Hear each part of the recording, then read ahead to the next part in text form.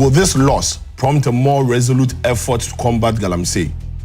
Will those responsible for these illegal activities reconsider their actions? Or will the status quo prevail? And as the nation grapples with the aftermath of a tragic incident, another significant development has emerged, capturing the attention of the public. The former Finance Minister Ken Ofori Atta has been charged with 78 counts of corruption and corruption-related offenses by the Office of the Special Prosecutor.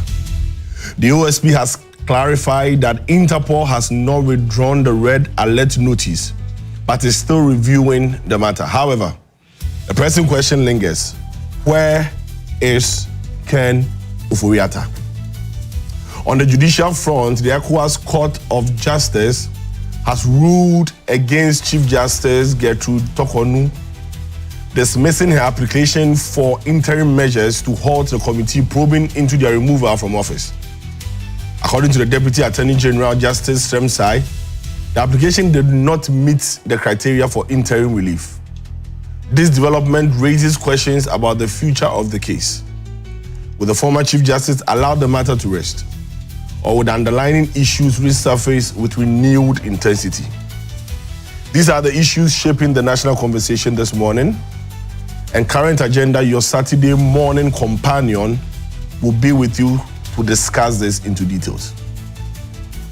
As always, this program is proudly sponsored by Bank of Africa and the NPA. Bank of Africa understands that every one of us needs some financial quick fix every now and then, whether it's for school fees, replacing that old refrigerator, or fixing the car engine to get back on the road. The Bank of Africa Quick Fix Loan Package was made with you in mind. Seize opportunity and let your tough times make way for that soft life that you have always been dreaming about. Visit any Bank of Africa branch near you today and enjoy unbeatably low interest rates, flexible terms, and straightforward application. You can call Bank of Africa on 0302-429-333 or 0302-249-690, or visit their website and chat with Fafa at www.boaghana.com. For more information, remember terms and conditions apply.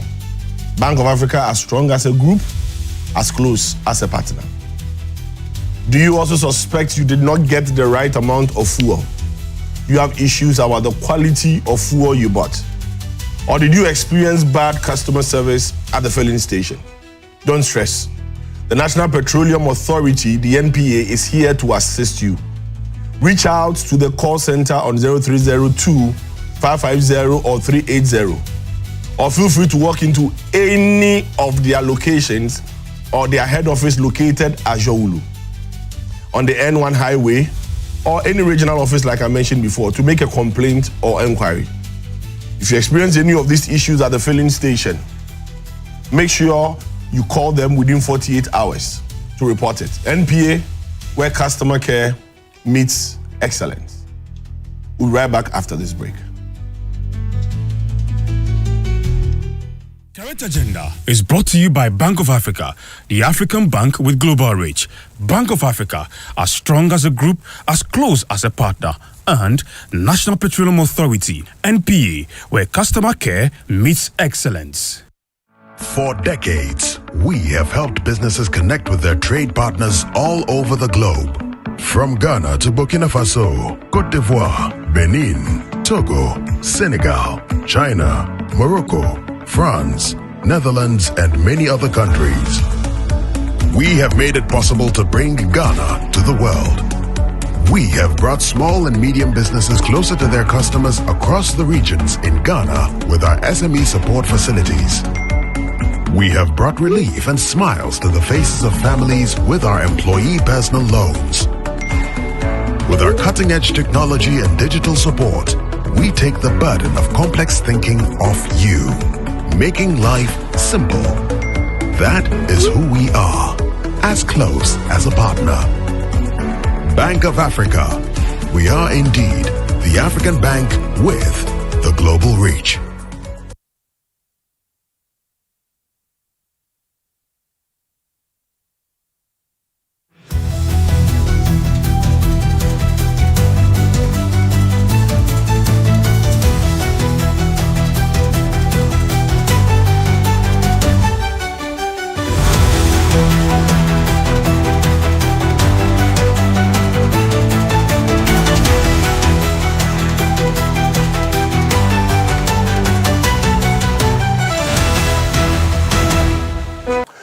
Welcome back to Current Agenda, your most authoritative news analysis program, your Saturday morning companion. Thanks to Bank of Africa and NPA.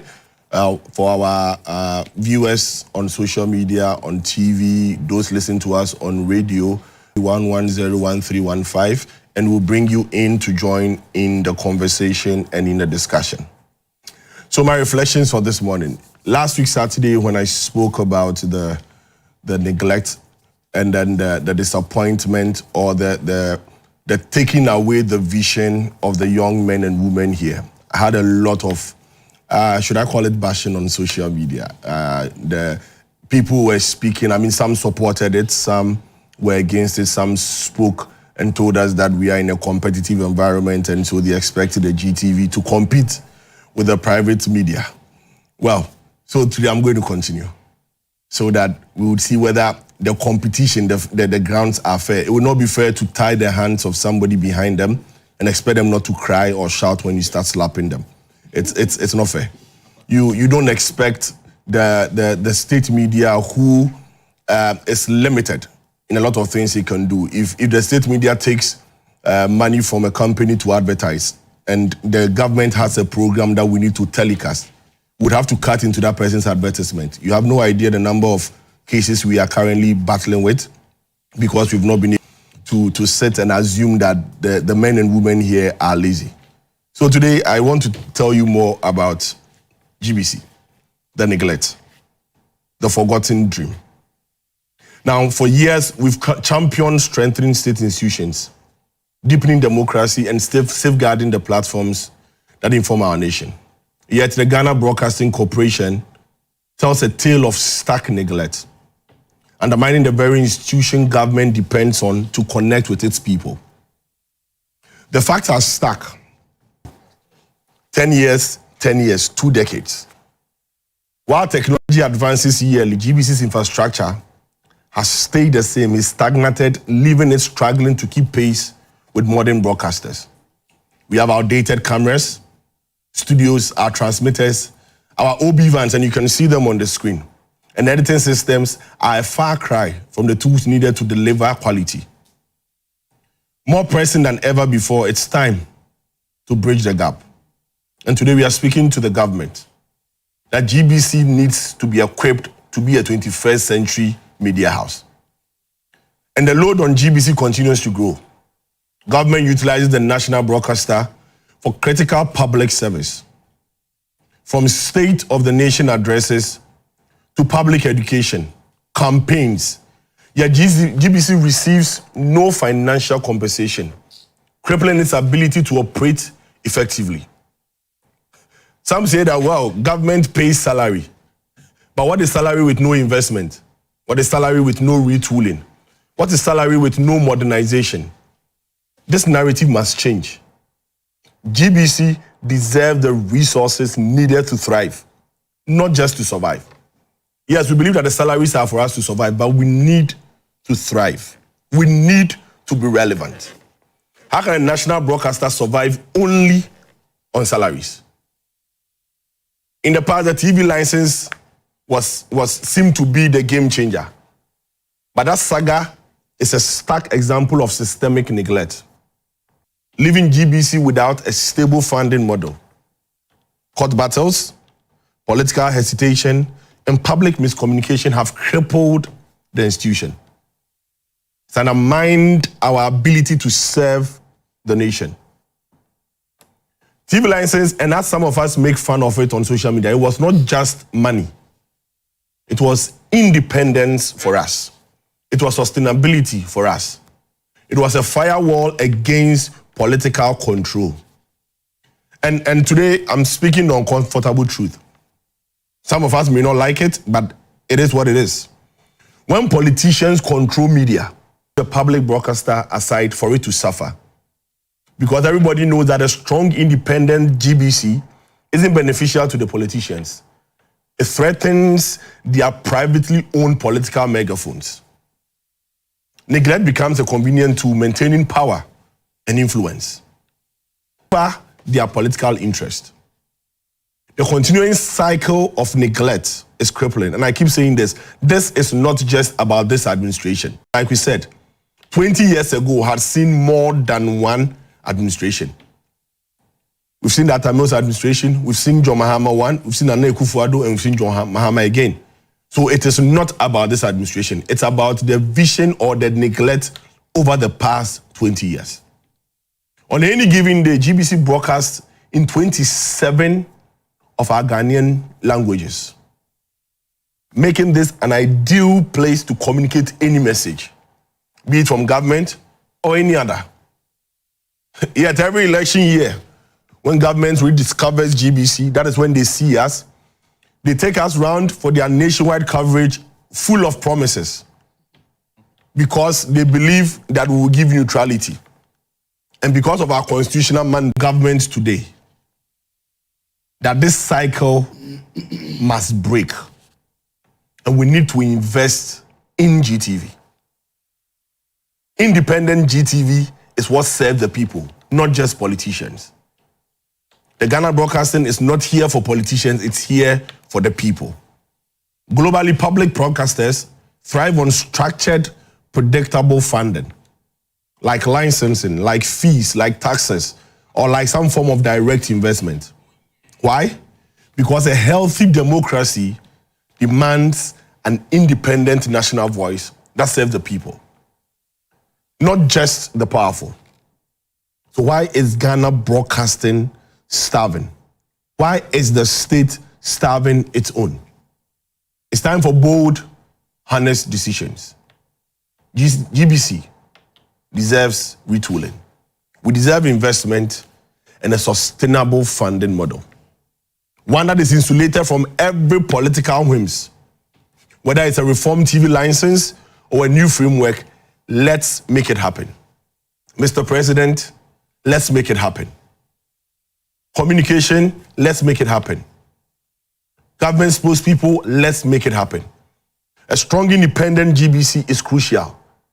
It's the only broadcaster with the mandate, the footprint, and the neutrality to tell Ghana's full story, fit the nation's voice. GBC deserves better, and Ghana deserves better. We'll be right back.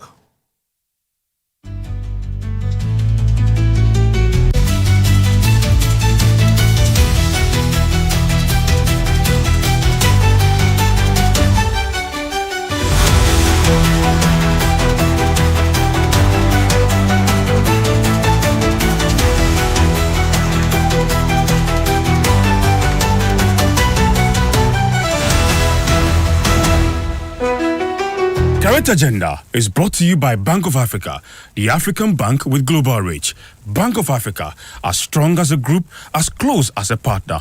And National Petroleum Authority, NPA, where customer care meets excellence. For decades, we have helped businesses connect with their trade partners all over the globe. From Ghana to Burkina Faso, Côte d'Ivoire, Benin, Togo, Senegal, China, Morocco, France, Netherlands, and many other countries. We have made it possible to bring Ghana to the world. We have brought small and medium businesses closer to their customers across the regions in Ghana with our SME support facilities. We have brought relief and smiles to the faces of families with our employee personal loans. With our cutting-edge technology and digital support, we take the burden of complex thinking off you, making life simple. That is who we are, as close as a partner. Bank of Africa. We are indeed the African bank with the global reach. Game Changers. And I am your host, Daniel Etin Effiong. I hope you're ready as I am. Cooking with Game Changers!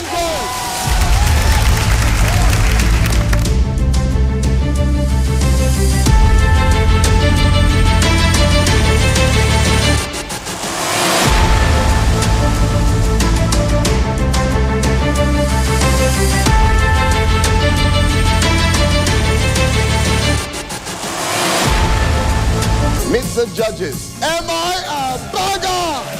Doctor Cafe, Captain Toba.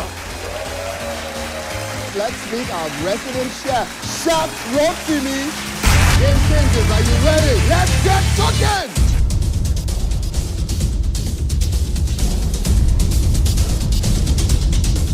5, 4, 3, 2, 1.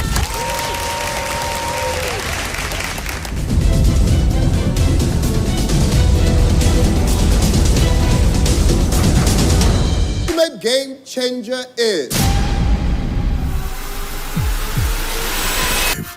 Ghana chose her own value. From cowries and pounds, the city was born. Our pride in our own hands. It flowed through markets, palms, and memories, and became part of daily life. Through every season of change, the city has remained a constant in Ghanaian life. In 2007, we took a bold step, ushering in a new era of confidence and stability. Today, the city lives in banks, markets, and apps, rooted in tradition, shaped by history, carried by innovation. 60 years on, it remains our heritage, our identity, our pride. Know the city. Keep it clean. In a world where clean water and effective waste management are crucial, where well-designed roads and drainage systems are vital, and in a nation where innovation and technological progress are advancing, then the question will be, where is Ghana positioned in her urban development? What efforts are stakeholders making to ensure that our urban cities are livable? Join me and the professionals as we delve into the root causes and examine practical solutions, raise awareness, drive change, and strive for a cleaner and safer environment that can impact our daily lives. Watch Public Concern on GTV this and every Tuesday at 8 p.m.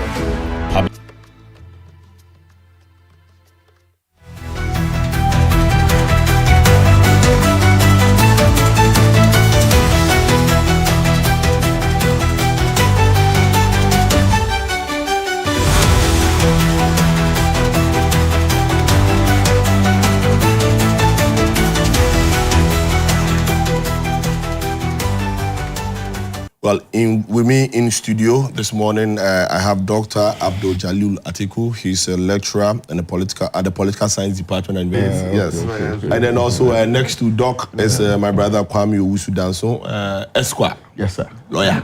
Very soon, you two will be Esquire.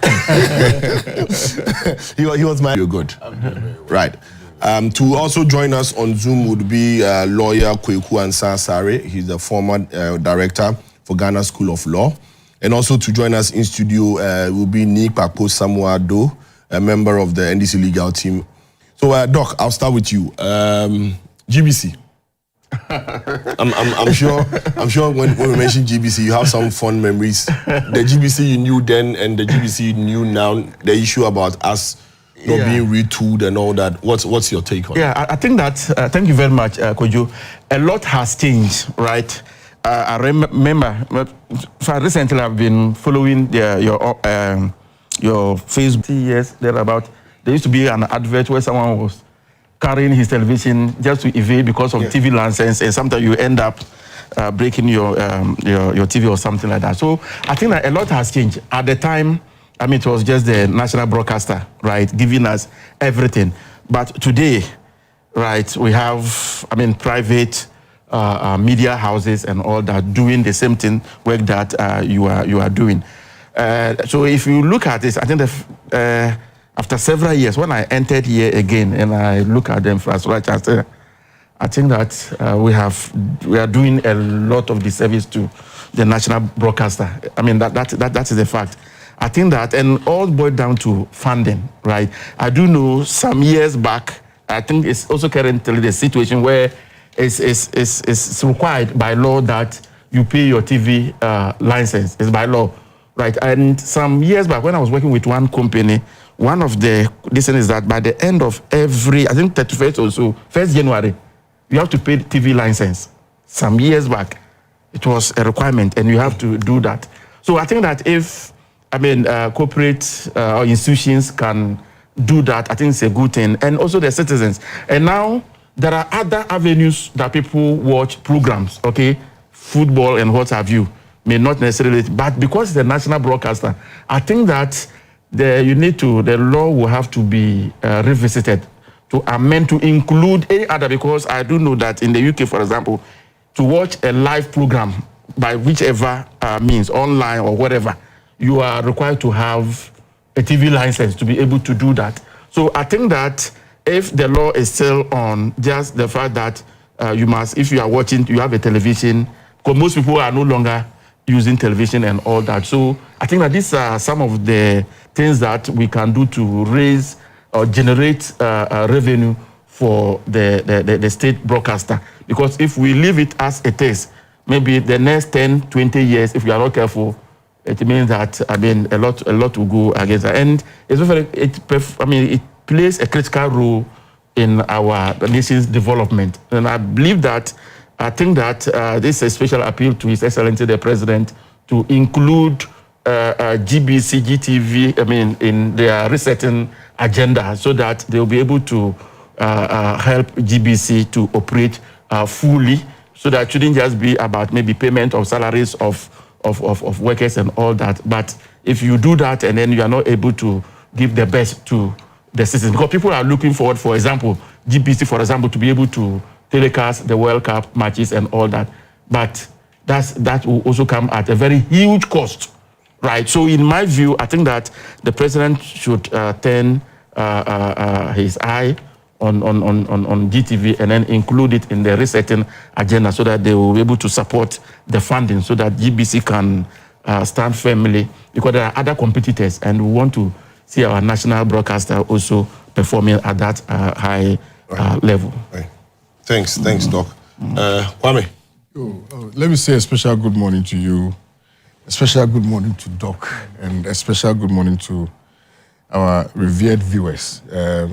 I always say that it is not as though we are the sole repositories of knowledge. It's just an opportunity and a privilege that we have. The majority of the Ghanaian people who are watching us this morning perhaps have the best of minds, to be able to discuss some of these matters. Now, also, I'll be in Ofori right after here. There's a funeral that I need to attend, but because of my respect and love for this program, I needed to come here before journeying to Ofori Jackson Gas. We really appreciate your he loses that. The issue of GBC is just like any other state institution. The kind of mistreatment that is meted out to most of the state institutions is what GBC is going through.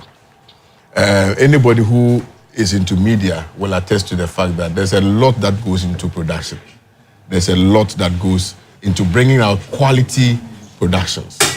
And so if you have a state media, the expectation is that the government is supposed to do the needful to ensure that they are well tooled so that they can deliver the quality that they are supposed to deliver. Unfortunately, as you have indicated to us, over the past 20 years, we have seen different regimes, do nothing at all to addressing the plight of GBC. It is the station of the nation, and all of us growing up, we always watched GBC, Akan drama and all those ones, by the fireside. It's something that shaped our thinking patterns, as young people growing up. And so GBC has been part of, shaping a certain narrative, particularly appreciating our cultural diversities and also learning a lot about the country in which, we live. And so to the extent that it plays a very significant role in shaping the political narrative and the socioeconomic narrative of this country, it is imperative without more that governments stay committed to ensuring that they provide all that is required, be it ensuring that they resource or retool the station, or that they pay the personnel well so that they can be committed and dedicated to serving the country Ghana.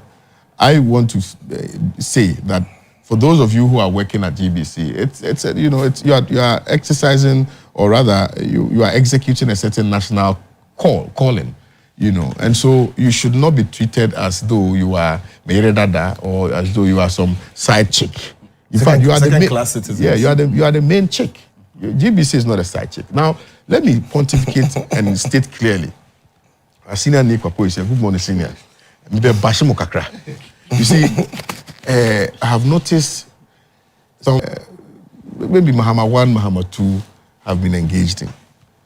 I stand to be corrected, but I've noticed that it appears a lot more investment goes into some private stations to the neglect of GBC and to some other, ideology of the current administration. It's quite sad. Yesterday, I had the occasion of having a very dispassionate conversation with some leading members of this current administration. And they admitted that if you check, a lot more media houses that are strategically opposed, to the ideals of all other, stations that are. So I'm saying that we must really be very intentional, about retooling GBC and ensuring that GBC gets, look at what happened with this All-African Games and the lies that were told. Somebody sat in his room, concocted figures, put figures together, and said, as for GBC, they said, Jimmy. So you say that, so because you think GBC is a foolish institution, you come and lie and say that you paid GBC so much.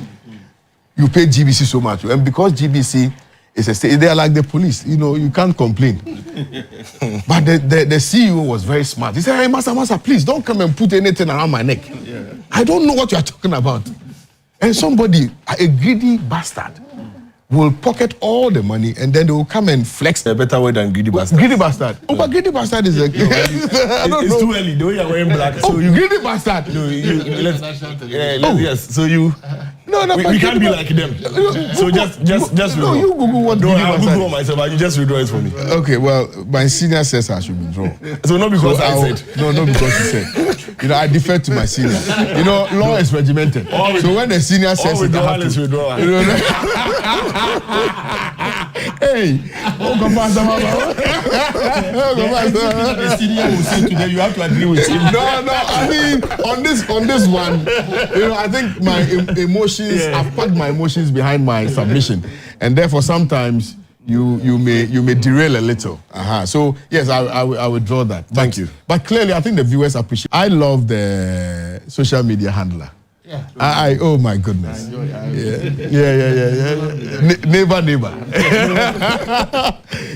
So there's a lot more that ought to be right. Done. Yeah. Thank you. Ni.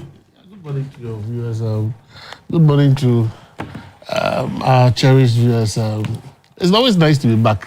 I was away for some time, but it's always nice to be back. I think this program is picking up. I can tell the producer that I was one of the people that booted the idea for this program. I kept bashing him that why have they left this slot for? It doesn't take one day to develop a program.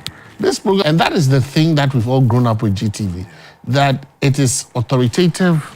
I will go back to Auntie Tinamus. I don't know he was the ish thing, and puppetry started on GTV, and it's just unfortunate my children have not seen those, and I hope that GTV will bring back some of those the TV theater. That was classic. I have a theater bias because my first degree was in English and theater. And TV theater for me was something. That's where we discovered the Jagger piece and what have you.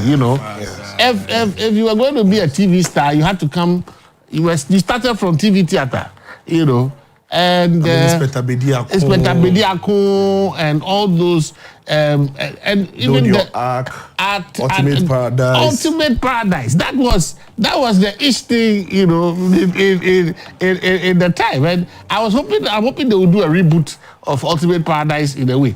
Look, GTV is very competitive, and I want to say that for me, it's about also adapting to technology.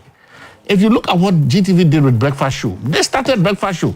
Breakfast Show in Ghana, it was something so different when it started in the mornings, and it blew into something very, very big. Everybody else started to adapt it. You had to watch Breakfast Show, you know, and the debate, the newspaper segment became the reference point for debate, and then they moved it to the weekend, you know. Kudos to all those who laid those, because those were the things that started pushing the frontiers of debate. Because at that time, we were still in the early days of the NDC regime, still military. So what you could say, what you could not say. Today, if you look at the adaptation, even with the rebirth of the Breakfast Show and then the use of social media, I think GTV has evolved. I understand the need for resource mobilization, but I think that GTV can also look inwardly at programming and making your programming more relevant to the audience. You understand? And this program is one of those programs. You understand? If GTV can look at what is happening now, and adapt, because you have the channels. You understand? You have the channels. I think you should go back when it's unwholesome. You understand? So if we could go back and look at some of the wholesome television, then parents will feel easier to let our children watch GTV than watch all these so-called foreign, dominated. And of course, you need funding. I will appeal to the government to look at a fund for the national broadcaster that is taxable. Convert your current TV license into a certain tax, you understand, that we could take from probably, I don't know how how the government would look at it, but we should be able to convert the TV license into a form of taxation that will be solely used to support a resource GTV, because Ghana Broadcasting Corporation plays a critical national security role in our information delivery system. It is authoritative that your school should be turned into a university, because that place has everything that is a school of excellence. You understand? To show people how to do the right thing on air. It's not everything you do on air, And if we could convert it into a university, I think that before you are even authorized to come on air, at least you should pass through, the school, so that we'll cut down on some of these, crazy antics that we support. You see, and I think that if you have the right mix of the two, you already have the existing infrastructure. So then what you need is management that recognize the fact that times have changed, and then employees who also realize that things are not as they used to be. You are now in a competitive environment, so you need to adapt. I think that when you adapt properly and you are also well supported, GTV would stand where it's supposed to be. Because SABC and all the others are still there. And you are very competitive in all those areas. So there should be no reason why we should not be able to get GTV back on its feet the way it should be. Thank you very much. I would ask my technical team to, Ni and Kwame and Doc mentioned a few of the programs we used to show those days. So maybe for the next just 1 minute, if my technical team can show a journey to the west, that's Wunku on the screen. We had Key Soap concert party. You can see, right? You could tell the stories, Dr. Rokuto, Grace Omabo, and the rest. Even I think the current Minister for Tourism was at a point, yes, she was also part of it. This was a 31st December Women's Movement production. So TV, Akan Drama and TV Theater, we can see. Akuma Mazimbi is the one you just saw on your screen. This program before. Okay, so that's the famous Akushika. Yes. Auntie Aku, good morning. That's Obra. That's Rokuto. Obra. Yes. Right. Yes. And then for the children, there was Fun World. There was adult education in Ghana, in Dagbani, in various languages. Yeah, Fun World. It's still running. Fun World. Fun World, I don't think. Fun World was one of the great avenues. So viewers, let's make the pride a national pride. Let's push together to make Ghana Broadcasting Corporation what it's supposed to be. This is my reflection. You've heard the panel. I'll leave you at home to also remember and reminisce on some memories you had in the past when it comes to GTV, Captain Planet, and the rest. Your own Doctor Who. If you Inspector Derek, we can mention them, a lot of them. But here we are today. Right.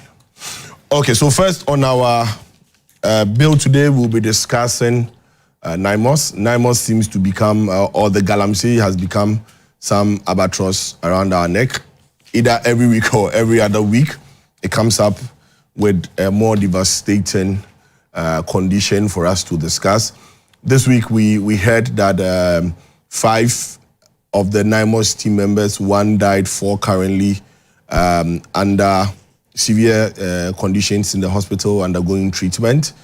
And it looks like it's becoming an everyday story. We don't know how many more lives have to be lost before this ceases. And this is even not talking about lives being lost as a result of the poisoning. Those numbers I'm not sure we have statistics on, but these are the agitations, the fights, and all those things.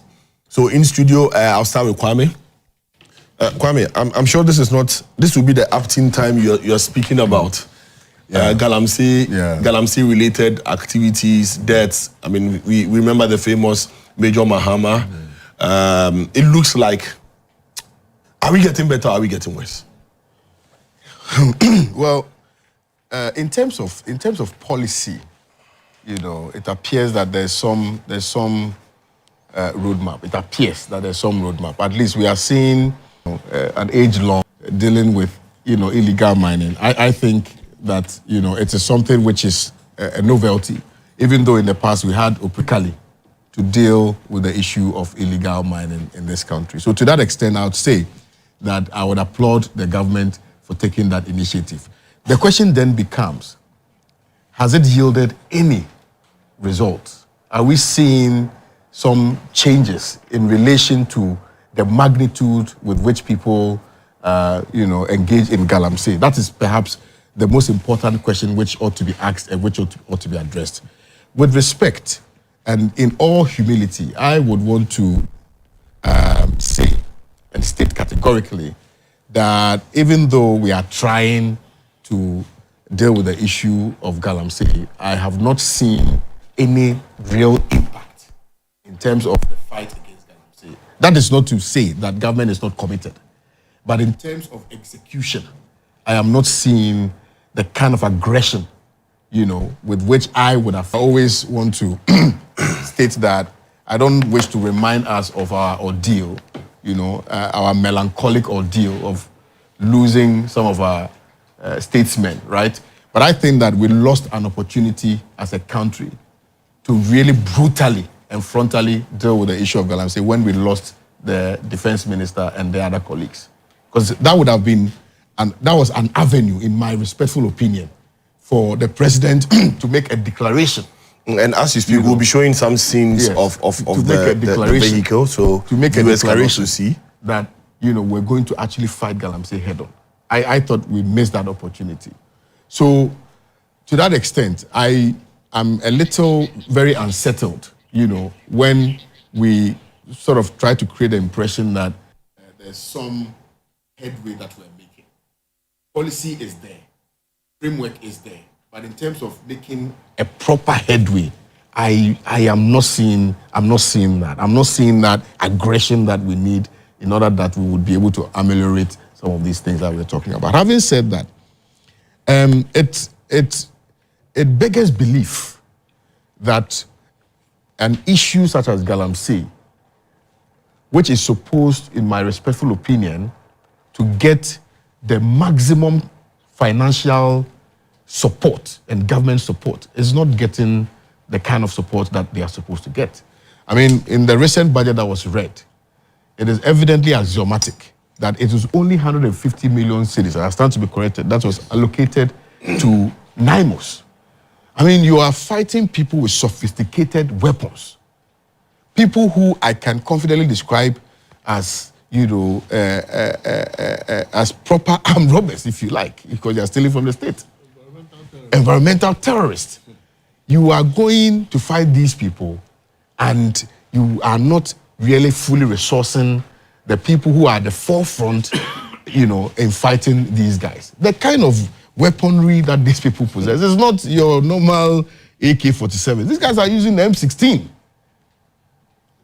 These guys are using, very expensive bulletproofs. So this is not just a walk in the park kind of approach that we must adopt. If we are investing in this, if we genuinely believe that this is very injurious to the survival of this country, because it's a national security crisis. Galamsey is a national security threat. If we have come to that admission that that is what it is, then I think that our approach ought to change. We must be very, very aggressive. I mean, it gets to a point where you cannot but agree, albeit that it is a little, quite extreme. But you would agree with others who have suggested that it appears we must begin to look at the shoot to kill, approach. An older statesman that I engaged with in the week said it in a very subtle way. He says that it is not advisable for you to urinate in the bathroom. However, you are allowed to urinate when you are bathing. In other words, it's not advisable to go killing people. But if you go and the situation calls for itself. You see, desperate times calls for desperate measures. And we are in desperate times. When you can see on the screen the state of the car is an AD 719825. So 2025 registered Toyota. I think it's a double carbon solution. Desperately in need of some solution. And with respect from where I sit, I'm not seeing the kind of bold solution that has been made by the ministry. I think the minister is doing a very good job. Okay, Amakufibua is doing a very good job. However, he needs the maximum support of the state to deal with it. Bear in mind, you see, it has political implications. And that is what has been used over the period to tie the hands of politicians behind their backs. Because when you go to these mining communities, their only defense is that, well, there are no jobs. And so you cannot prevent us from taking care of our family members. Oh, well, if you prevent us from mining, we are also not going to vote for you. And unfortunately, in Ghana, after the election, after any election, we are thinking about the next election. We are not really focused on the nitty-gritties of governance. We are so focused on, the next election. Instead of focusing on the fundamental teething issues confronting the people, that's what we are focused on. So people naturally will want to rescind some very bold decisions that they may have taken in addressing some specific situations. And so please, with respect to the President of the Republic of Ghana, I know that you are the President, and I know that together with your team, you may have come out with some ideas or some varied approaches that you may want to employ in order that you can deal with this matter. But I believe that we must sort of inject some aggression in this whole process, because I'm not seeing the fight being brought to the people. Now, I don't know whether you've seen the videos of people who are actually now mining in the night. Yes. It was like a concert. I was watching Shatawale perform. Yes, I saw it with the lights, the torch lights. It's... the brazen disrespect and disregard for authority is what baffles me. Why are people so emboldened? Why do people feel the need to go onto the site to go and mine, okay, without the fear of repercussions? Why? Because they know that they are in cahoot, not in kaput, in cahoot. They work in cahoot with leadership, some leaders. And even though I don't have any evidence, but some research that I've done suggests that even there are some people who are complicit in this administration. Some. You see, there are some people who are complicit in this administration. I even overheard somebody say that, they are saying that, well, you just have this small window to try and make some small money, because from next year we are going to be brutal. Because the kind of gloves that we are using to fight this thing, we are not using iron fist. Oh, please, don't. When you do this, you are putting me in the corner. Let me conclude before people, people will construe. I beg you. You see, I don't want people to construe things. Okay, so let me land. So please land. This thing has happened to me before. I'm making the point that it is alleged. So I want that point to be made clearly, that it is alleged. People are alleging that is what. To this you're speaking about the things like a performance. Yeah, this is Galamsey happening. People are mining.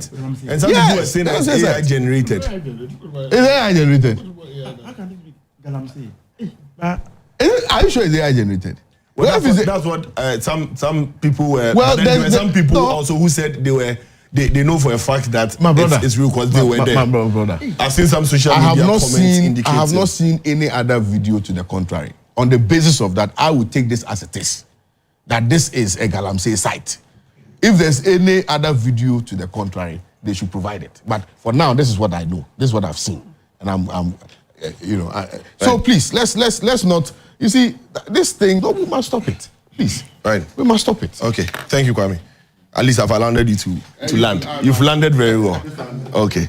Great. So we would want to acknowledge the first video that was shown to credit to UTV for the video. Doc, so how did we get here? At what point did when did we get to where did we get here? Whether politicians in NDC or politicians in MPP, whether they have been in it or whatever it is, we say it as it is, right? How did we get to where we are now? I think that is because we have allowed it to fester for a very long time. So people now see it as a normal, business or normal economic activity. Okay, so after all, we are not benefit. Also have, it's our right to also go into the pits to get whatever we are looking for, even though it is an illegal activity. But because we have allowed it to continue for a very long time, so that is why we are where we are now. We have allowed it. I'm saying that we have allowed it because it is illegal. But if you look at in the past, our political actors, the politicians, especially the NDC and NPP, right? They have all made statements in the past. Okay, when you vote us into office, we are going to do A, B, and C so that you continue to do your business. We want you to have responsible mining and that kind of thing. Okay, so basically, so you find that sometimes, so when there is a particular party in office, the way they respond to it is also different from when an opposition party is making statements regarding this illegal activity. And when they also have the opportunity of coming, the narrative change. So it's like the people have now accepted that it's part, okay? So the government is promising us that maybe they have to give us alternative livelihood opportunities, right? So while they are waiting for this, which is one thing, and it's also, we also look at the economic, the economic opportunities that, especially looking at the unemployment situation, okay, in the country or in those other areas. So that is why people are involved in it. And now there is also the local, local actors' involvement in it. The chiefs, some security officials, in those areas. In some of there's one police station like that in one of the areas where it's like the Galamsey activity is just around the whole. Virtually can even drop from the distance in the western region. I've forgotten of them. And sometimes when we even give them the tip, or maybe these people are coming, so take some precautionary measures and all that. So instead of rather working with the national security, like the Naimos, for example, to fight, you rather find them also supporting the activity to go on. So it's like the people are just behaving as if that it is their right to do whatever they are doing, even though we know that it is illegal. So that's why I said that it's because of that long period of allowing these things to fester. So it has become very difficult, okay? So it's like, especially, and this is the opportunity for the NDC, the NDC, the ruling, I'll say the government, to address this issue, okay, before getting to the third year.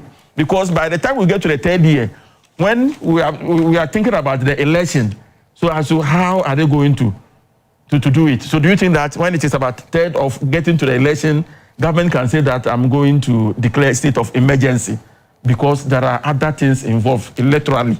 Okay, so I believe that this is the opportunity for us as a state to benefit from one, President John Mahama, who will not be contesting again.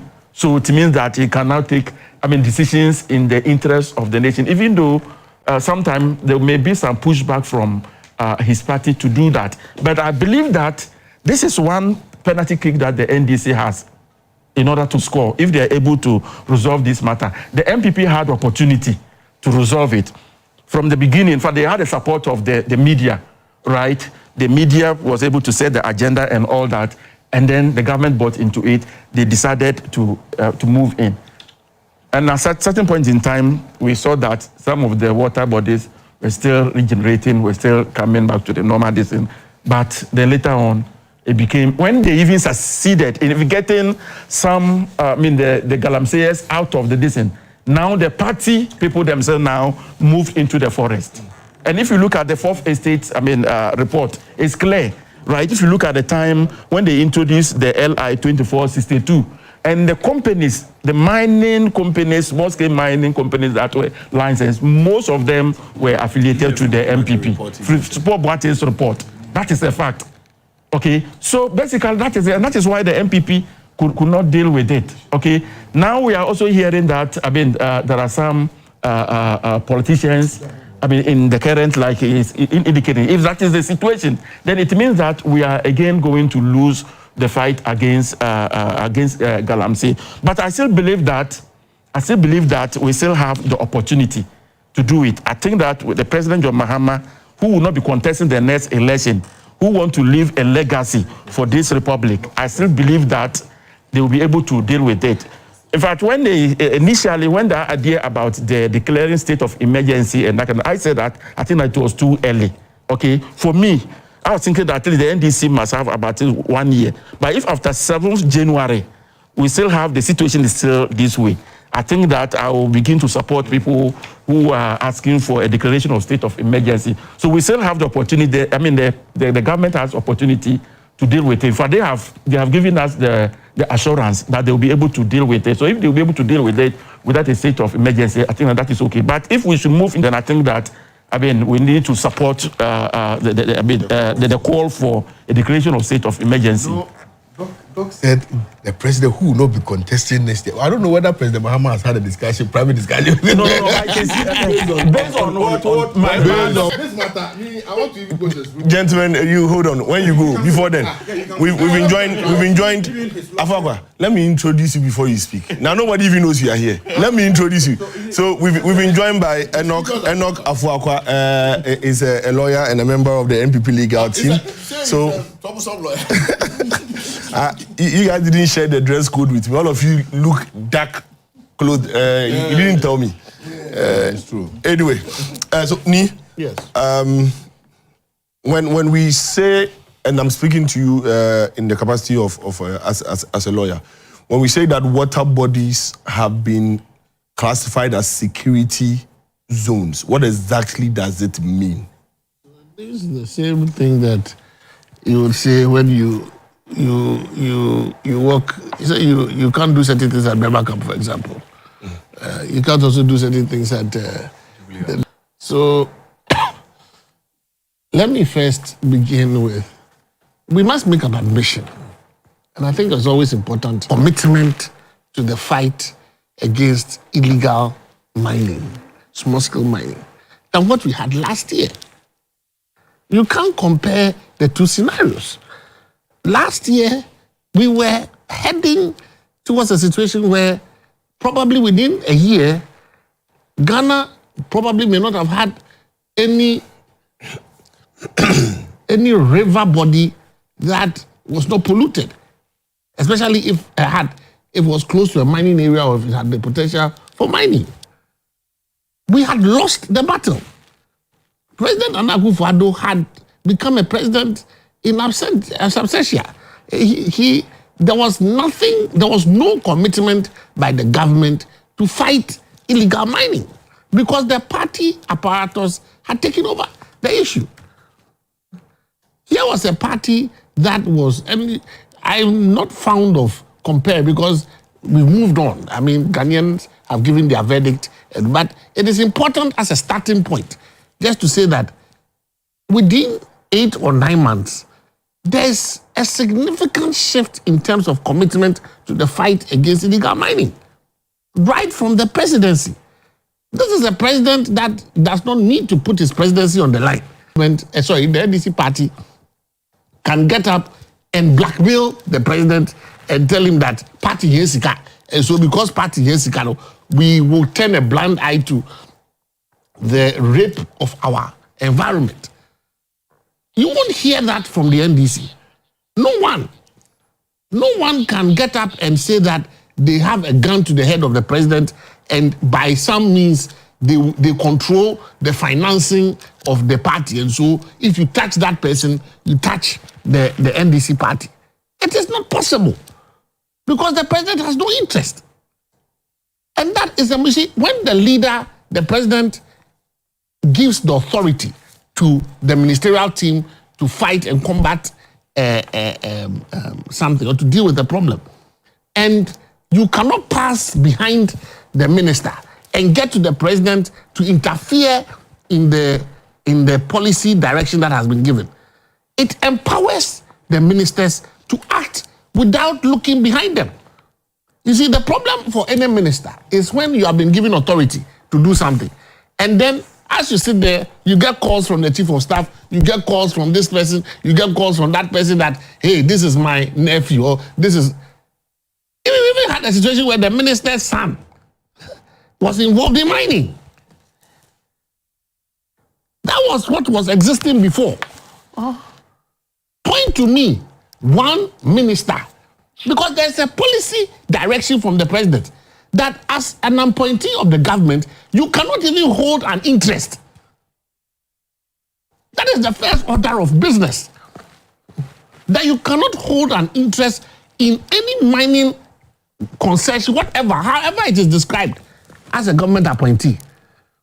So as we sit here today, if you know of any government appointee with an interest in mining, and you are able to produce even a center of evidence, that person will resign or will be sacked immediately. Because it's a policy. This is a president who has no interest. And you see, that is the level of seriousness that the president attaches to this particular issue. The second layer is the issue of state of emergency. You see, we also have to be humane about the fight against illegal mining. Because you see, if we are not careful, once we've had instances in this country where even with the normal police that we have given the power of the power to use force, deadly force, there have been encounters with the civilian population where we have not been able to explain. To be blunt, we have watered down those reports and we have used compensation to clean or to hide clear cases of murder. If you remember that Sawase incident, where the police engaged these young men claiming that they were armed robbers, killed a number of them, there was an investigation, and at the end of the day, in each circumstance, we had to pay compensation. That is even with the police. Even with the armed forces, there have been incidents clashes between the armed forces and ordinary civilians. We've had inquiries, open inquiries, where we still are not able to find the real cause of the problem. At the end of the day, we say, oh, let's pay compensation and let's forget about it. There's a lot of pain in those families. So when you want to authorize the use of deadly force, you have to think deeply about the repercussions. Because once you give the order, you can't look back. The army and the armed forces are not trained for policing. Their work and their mandate is different from the police. So when you authorize the use of deadly force in respect of, thankfully, we are still dealing more with our compatriots who I think need a lot of, one, education. They need to understand why engaging in illegal small-scale mining on the water. Remember that small-scale mining itself is not the problem. The problem is small-scale mining or illegal small-scale mining on our water bodies and in our forest reserves. You understand? That is the problem. So let us not criminalize every form of small-scale mining. We need to be able to educate our own that it is in the interest, and that is why is it that some communities have decided that they will not engage in illegal mining. In fact, they will not allow small-scale mining anywhere near their water bodies. And there's clean water there. It's not as if everywhere that there is mining, they have allowed illegal mining to the point where their water bodies are destroyed. No. There are areas where they have disallowed that. The community itself are the ones policing their water bodies. That should be the what do you call it? That should be the standard. That is what we should, because you can't have the armed forces at every place simultaneously. It is not realistic. Drones and others. What the minister is doing is a systematic attempt, number one, to reclaim the forest bodies and the areas where we had lost complete control. As it is now, at least on the reports that are available, we have reclaimed those areas, because some of those areas were no-go areas. What they are trying to do is to sustain that push. Because as they leave, when they finish an operation and they leave, they need to leave people behind to be able to what? Ensure that they act as a deterrence to those there. But as for the state of emergency, I agree with the president that the approach needs to be well thought out. It's a different scenario, for example, if we had armed elements in there who had, again, were engaged in open confrontation with our security services and were engaged in some form of armed resistance or armed insurrection against our security forces when it comes to these operations. That takes it to another level. Currently, we are dealing more with local elements to resist, and typical of Ghanaians, they will push back until they realize that you are dead serious about what. That's why I like the operation that was taken in, I don't know the town's name, where they went when there was a local resistance against the Naimos operation, including some media persons who were heckled and had to, flee. They went in with an operation the next day, not with the brute force, but they went in and picked up suspects. And the whole place, so there are humane alternatives that can be employed as at now, rather than, but we will scale, is a gradual scaling up. Where there is the need for armed resistance or armed, the use of deadly force to counter, the security of the state cannot be compromised. And I think that the posture of the Naimos commander and everybody is clear. If you come in with deadly force, you will be met. So I'm sure by now everybody knows that if you attempt to meet them with any form of armed resistance, they will quell you. But we should not get to the point where we give an open blanket, because when you declare a state of emergency, you are opening up the space where you cannot come back and ask the armed personnel you have deployed certain questions when they decide to use deadly force, as opposed to when you have not declared the state of emergency and therefore they are bound by the normal code of conduct that they are deployed with. They have to account for the use of arms and all that. So I think that we should allow the security agencies and the president the space, you understand, to be able to do what they are doing. It is early days yet. Let us wait till maybe next year, maybe middle of next year, after about 1 year of operations. The minister through parliament can be called upon to give an account. What is the level of, after the investments that we have made, how much of our lands have we reclaimed? The level of pollution, the EPA boss is a chemist. She should be able to tell us how we have been able to, what will be the word?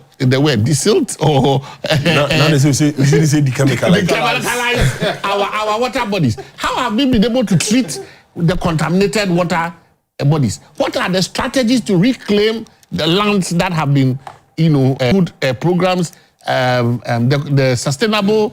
I have always advocated a radical move. That look, at some point the state needs to look at taking over small-scale mining.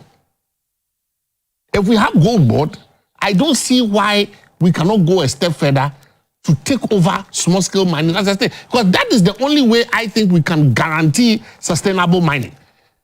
That is where we have to go. On Tuesday, the Minister for Lands and Natural Resources, together with the commander for the Naimos team, donated to the Ministry of Food and Agriculture. And this is what the minister had to say when the donation was being done. Created a pathway for Ghanaians who want to mine responsibly and sustainably. Our doors are open. We are helping you with the right licenses to mine responsibly. We are even changing the categories from small scale to medium scale. We are transforming our laws in the mining sector. We reach out to you with the olive branch. But this is our message. If you don't listen, you'll be hit so hard you won't believe it. And I trust the soldiers will do that.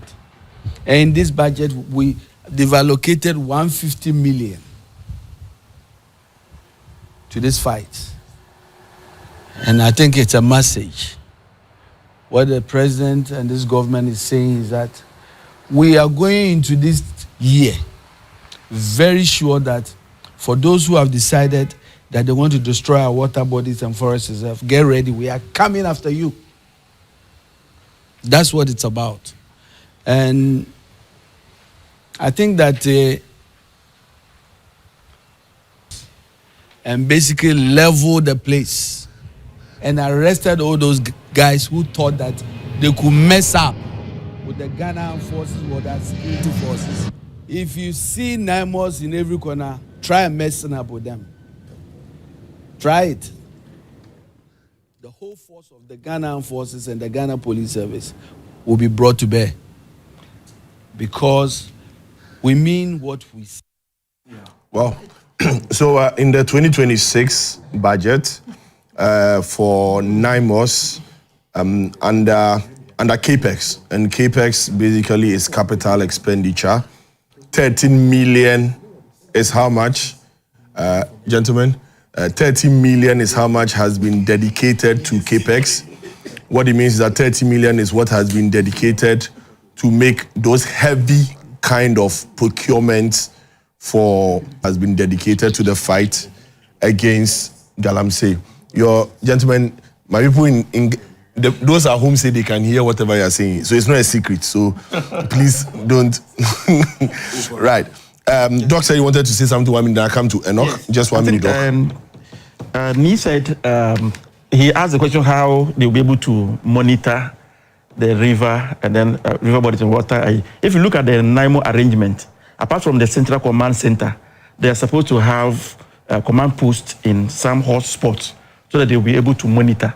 So that's the information I would just want to add. Yeah, so that they will be able to monitor. Other than that, they can ask people to leave and then they will move to. But they are yet to, implement the hotspot command centers. Okay. So I'm sure this budget, albeit small, will be able to cater for it. So Enoch, my question is, how do these people at these various legal sites even get information about the Naimos movement before the Naimos people get there?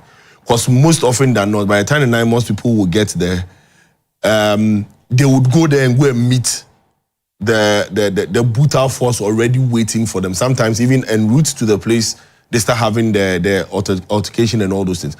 How is this being managed that information leaks easily like that? Let me say a very good morning to yourself and to the honorable members on this panel. Dr. Jalilu, His Excellency KWAME OWUSU DANSO. KOJO, when you were introducing His Excellency, I apologize. You were calling him KWAME. I was amazed. I was astonished. Because why you don't know the status of His Excellency and you just calling him? Have you been even an assembly member aspiring? My face has not even been on any paper. So at least you must give credit to where credit. His Excellency, I apologize. We are not the same. No, see, we are not the same. We are not the same. No, we are not the same. You look at his phone. You see, you look at candidate. On We this, are not the same. and you look at His Excellency's privilege. Yes. Respect must be given. Exactly. So you see, you look at beard is not the same. the same as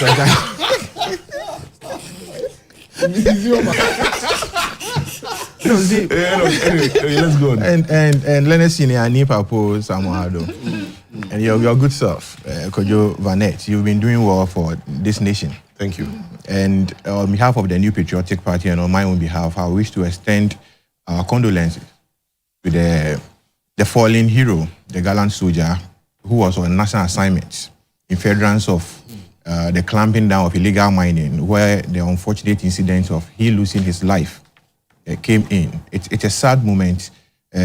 We extend our condolences to the bereaved families, his wife, if there is one, and the entire Ghana Armed Forces and the Naimos team. KOJO, why did we get here? I believe we don't learn as a nation as far as our nation building is concerned. In terms of using brute force in the fight against illegal mining, did not start just yesterday. It started in the era of President Kufuor, where Operation Flashout came in. There came the time of President John Dramani Mahama in 2013, where the Interministerial Task Force started. In 2013, I remember, there came Interministerial Committee and the likes, Operation Vanguard, Operation Hot 1, Hot 2, thereof. We have tested all these models.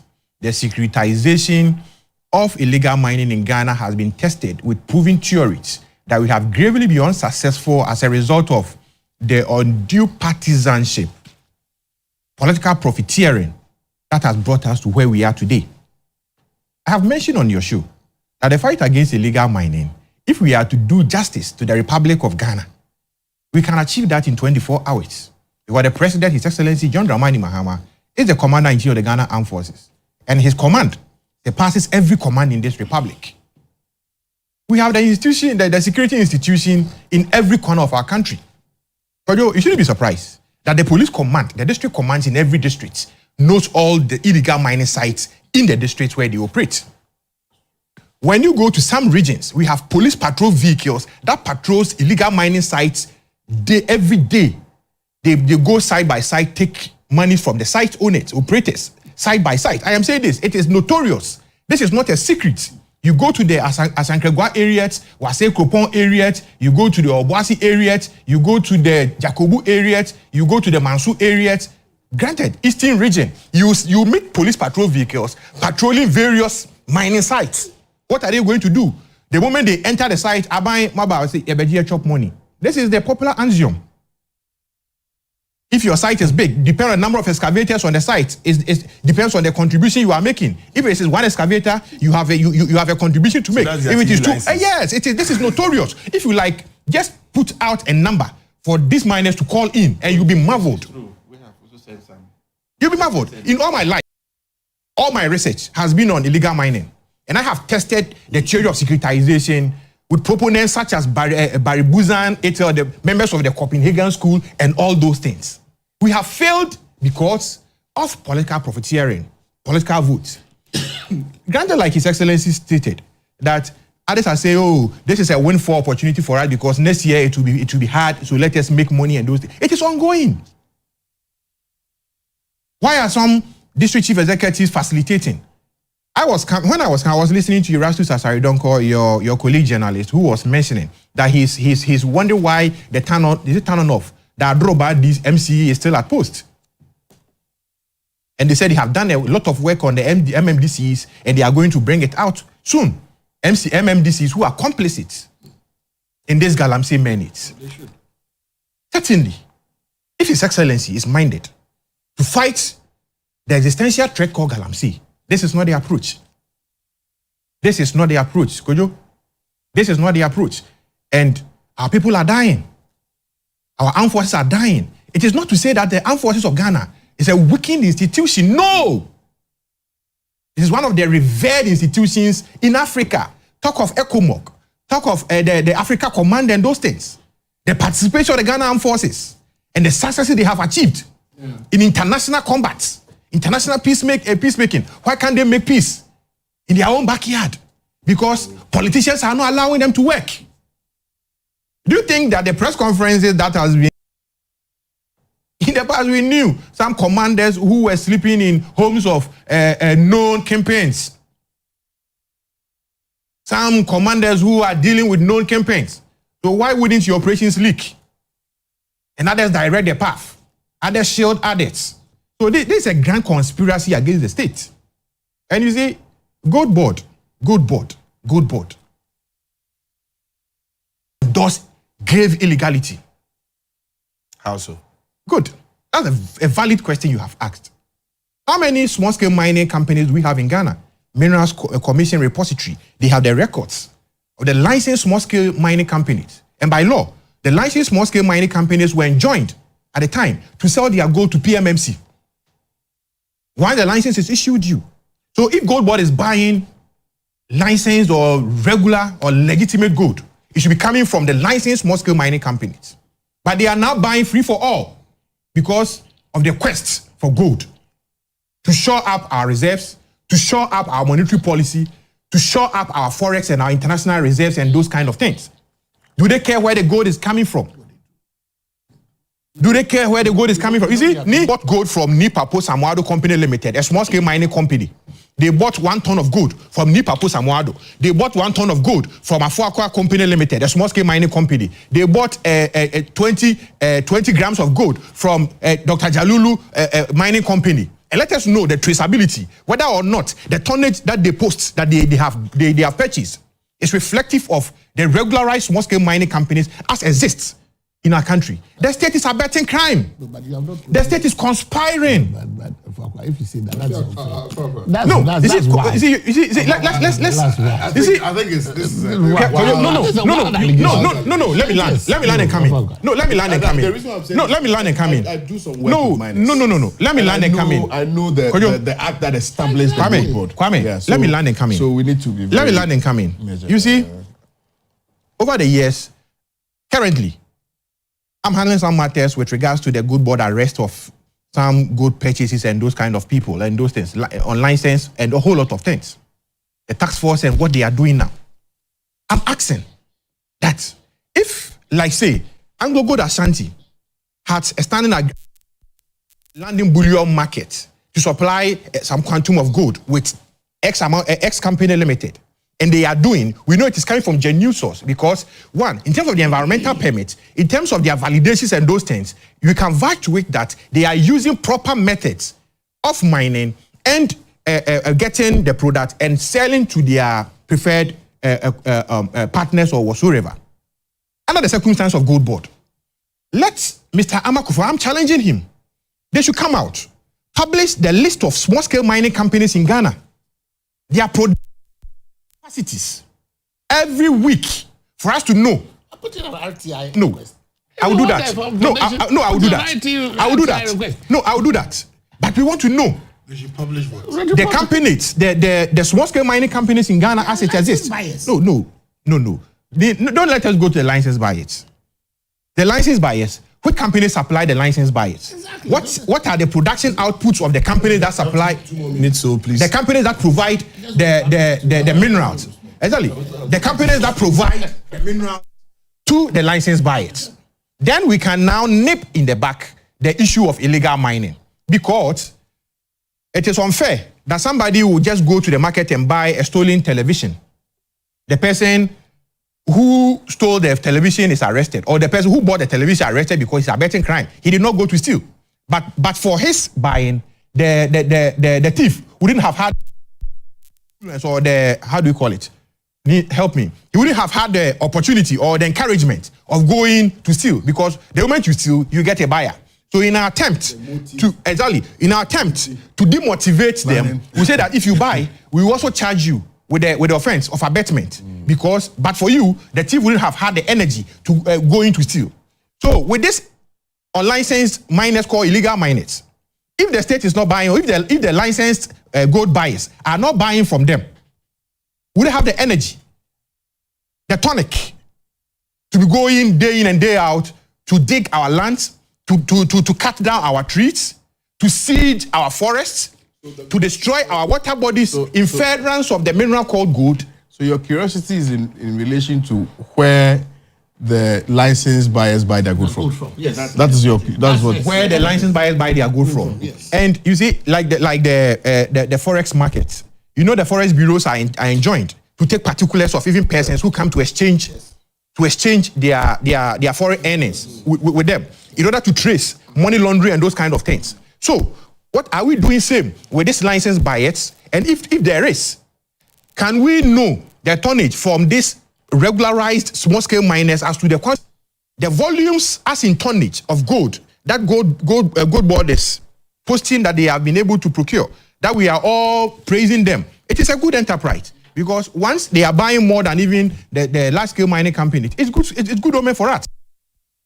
Forex and those things. But the encouragement in this and the emboldenment because of the price of gold now is encouraging a lot more people to go into illegal mining. Okay. And I am amazed and I watched as to why we are looking on unconcerned. And no, I'll give you all a minute. Let me finish with him. That, let us praise singers. Let us do that. And that we are all lavishing. When His Excellency was taking this melon, he was asking, is it coming from, he mentioned a certain town or not? Is it coming from this side? Okay, that was behind the scene. He has a preference for a particular taste. He has nothing to do with it. Okay, so no, gentlemen, hold on for me. I need to do something quick. I'll definitely give you a minute to respond before we move to the next topic. Definitely. No, when he starts his fire, we can't quench it. So I'll then to take a quick break. When I come near, I'll give you an opportunity to speak to it and move to the next. So viewers, we'll take a quick break. When we come back, we'll be allow me. We'll be gentlemen. I'll give you the short code right now. When we go on the break, I'll give you the short code. Good. So we'll take a quick break. When we come back, we'll be discussing the Ofori, Atta and the OSP issue. But I'll give the panel a minute each to speak to the gold board issue. Then now we'll move into it. So we'll be right back after this quick break.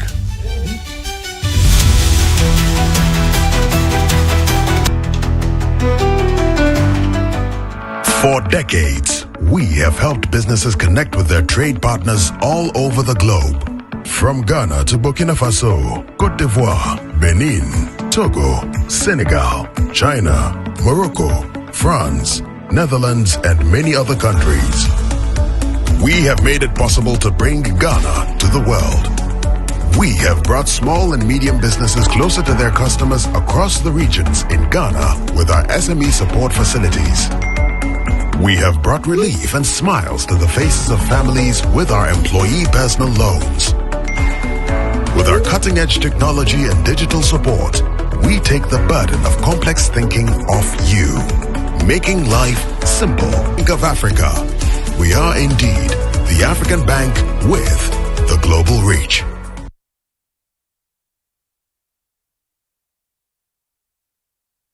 Another year dawns. Another season begins. A season of shaping, of polishing, and of becoming. The chosen will be tested, groomed, shaped, pushed to their limits until only the radiance rise. As the weeks go by, the pressure will rise because every task is crafted to mold raw gems into diamonds. This is a fairy tale. To wear the crown and win the enviable prizes, one must have grits, grace, and of course, your support through votes. One question lingers. Who will win and reign as the most radiant queen? Miss Malaika Ghana, the radiant season, showing...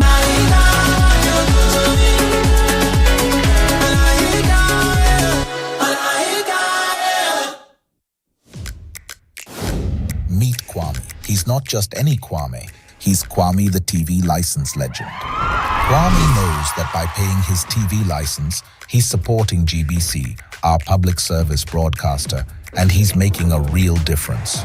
Kwame's contribution helps bring our communities closer together. Because of Kwame and others like him, we will all have access to amazing TV programs, educational content, plus broadcasting infrastructures are maintained and our culture is beautifully promoted. So GBC is asking all to respond to this civic obligation and pay your TV license fee. For individuals, it's 3 CDs per month or 36 CDs per year. If you have multiple sets, meaning 2 or more in your household, it's 60 CDs per year. For commercial institutions, it's your number of TV sets by 36 CDs per year, and you pay the invoiced amount directly to GBC. So let's all take a moment to appreciate Kwame, the TV license legend. Wherever you are, just dial *447 *333# and follow the prompt. It's your civic duty, so pay your TV license today.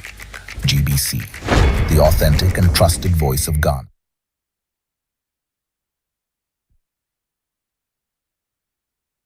Bank with global reach. Bank of Africa. Current Agenda is brought to you by Bank of Africa, the African bank with global reach.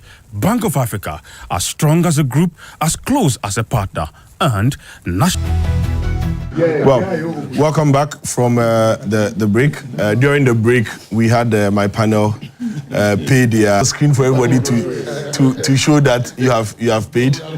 So we are starting with ENOCH. So ENOCH has paid for the year. Yeah, for the year, I've paid my TV license. Don't mention amount. No. I've paid my TV license. So you just type *447 *33#. 333 and you just pay your TV license as a corporate citizen. Just contribute to nation development. Right. Help GTV, help GBC to grow so that they can give us the best of service. Okay, so Nibaku has also made his payment. I've made my payment. Yes, he's also done his. So MPP has done his payment. NBC has done his payment. His Excellency. Yes. Yes. For 5 TVs. And then Doc also made his payment. I paid mine 2 months ago. So. Yeah, so all of us sitting here. Successive governments have decided not to support GBC. Yes. I think the Ghanaian people will support GBC. Yes. Because it's the station of the nation. Yes. I agree. Thank you.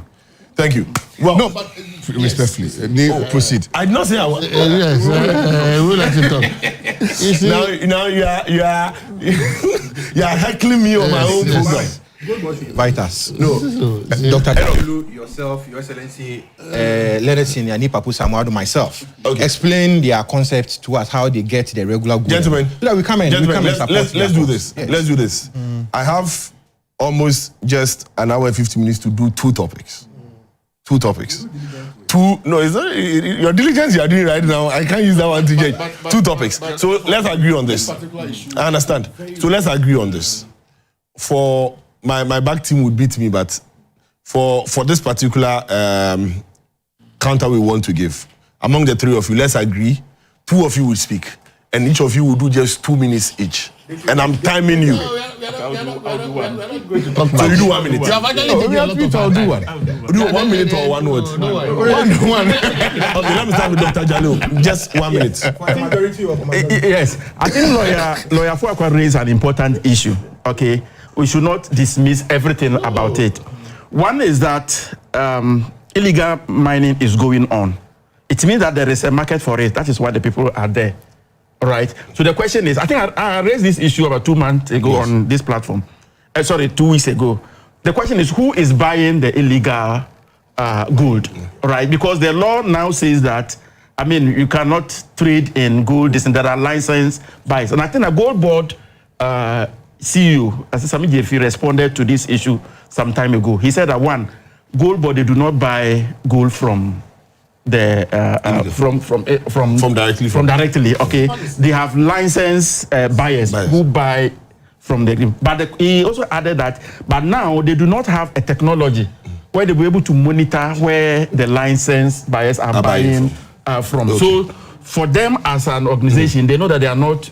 I mean, they are not receiving illegal. So they won't allow anybody land. Midstream, I'll just stop you. No, I mean, no problem. I think he's made a very fantastic point. I'm not discounting what you have raised, because these are very important issues, okay, which requires that we interrogate. So I want to agree with you on that, the questions that you've asked. However, it's important that you don't conclude if you don't have enough evidence to support your claim, because that is why you are now even saying that Gold Board should invite us so that they explain to us. It means that in terms of having the required concrete, evidential proof of what you are saying, you do not have. So it's just a mere conjecture. But you presented this as though that is evidence. Hold on, please, respect. No. With respect. Me and you will go my collar together. You see. So I think it's important to state that fact. Now the truth is also that if you have read the Gold Board Act, you will not be making the submission that you are making. The Gold Board Act clearly spells out where the gold be sourced from, which people should go and source the gold. It does not say that people should go and source the gold from illegal miners. There's admission, everybody, all of us, we are in concert that there's galamsey. Okay, but to conclude 10 seconds. that because we are able to now get so much from gold, we are buying from illegal miners. I think it's unfair to the regime that has been created. I'll just respond on that. I'll give you 10 seconds on one point. Yes. What is extremely unfair is to try and spin, and it's a continuous effort by MPP colleagues, that Gold Board is a conduit for illegal mining, so as to link the present government to the illegal mining menace and make it look like we are artificially fighting the menace of illegal mining. It's a fact. You see, it's very unfair. It is unfair because you are not able to give credit for what Gold Board has come to do when it comes to the finances of the country, in terms of being able to arrest the illegal routing of smuggling out of the country. That policy initiative. You just have to acknowledge it, that it has come to solve a very important problem. What we have said as a government is that rather than allow foreigners to take away our gold, whether it was coming from illegal mining or whatever, and route it out without us earning any foreign exchange, we will take that gold if necessary, you understand, and use it for the benefit of our country, because it is our vegetation that is being destroyed.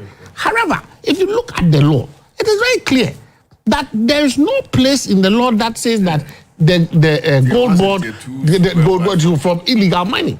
And if you listen to the chief executive, the hard-working chief executive of the Gold Board, they have stated that by the first quarter of next year, they will implement a traceability system where they will be able to trace, to know where the gold is coming from. As it is now, we don't have that ability to be able to distinguish between what source.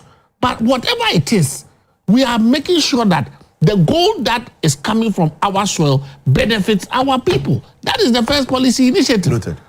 30 seconds. This is what we call policy cannibalism. This is policy cannibalism. Last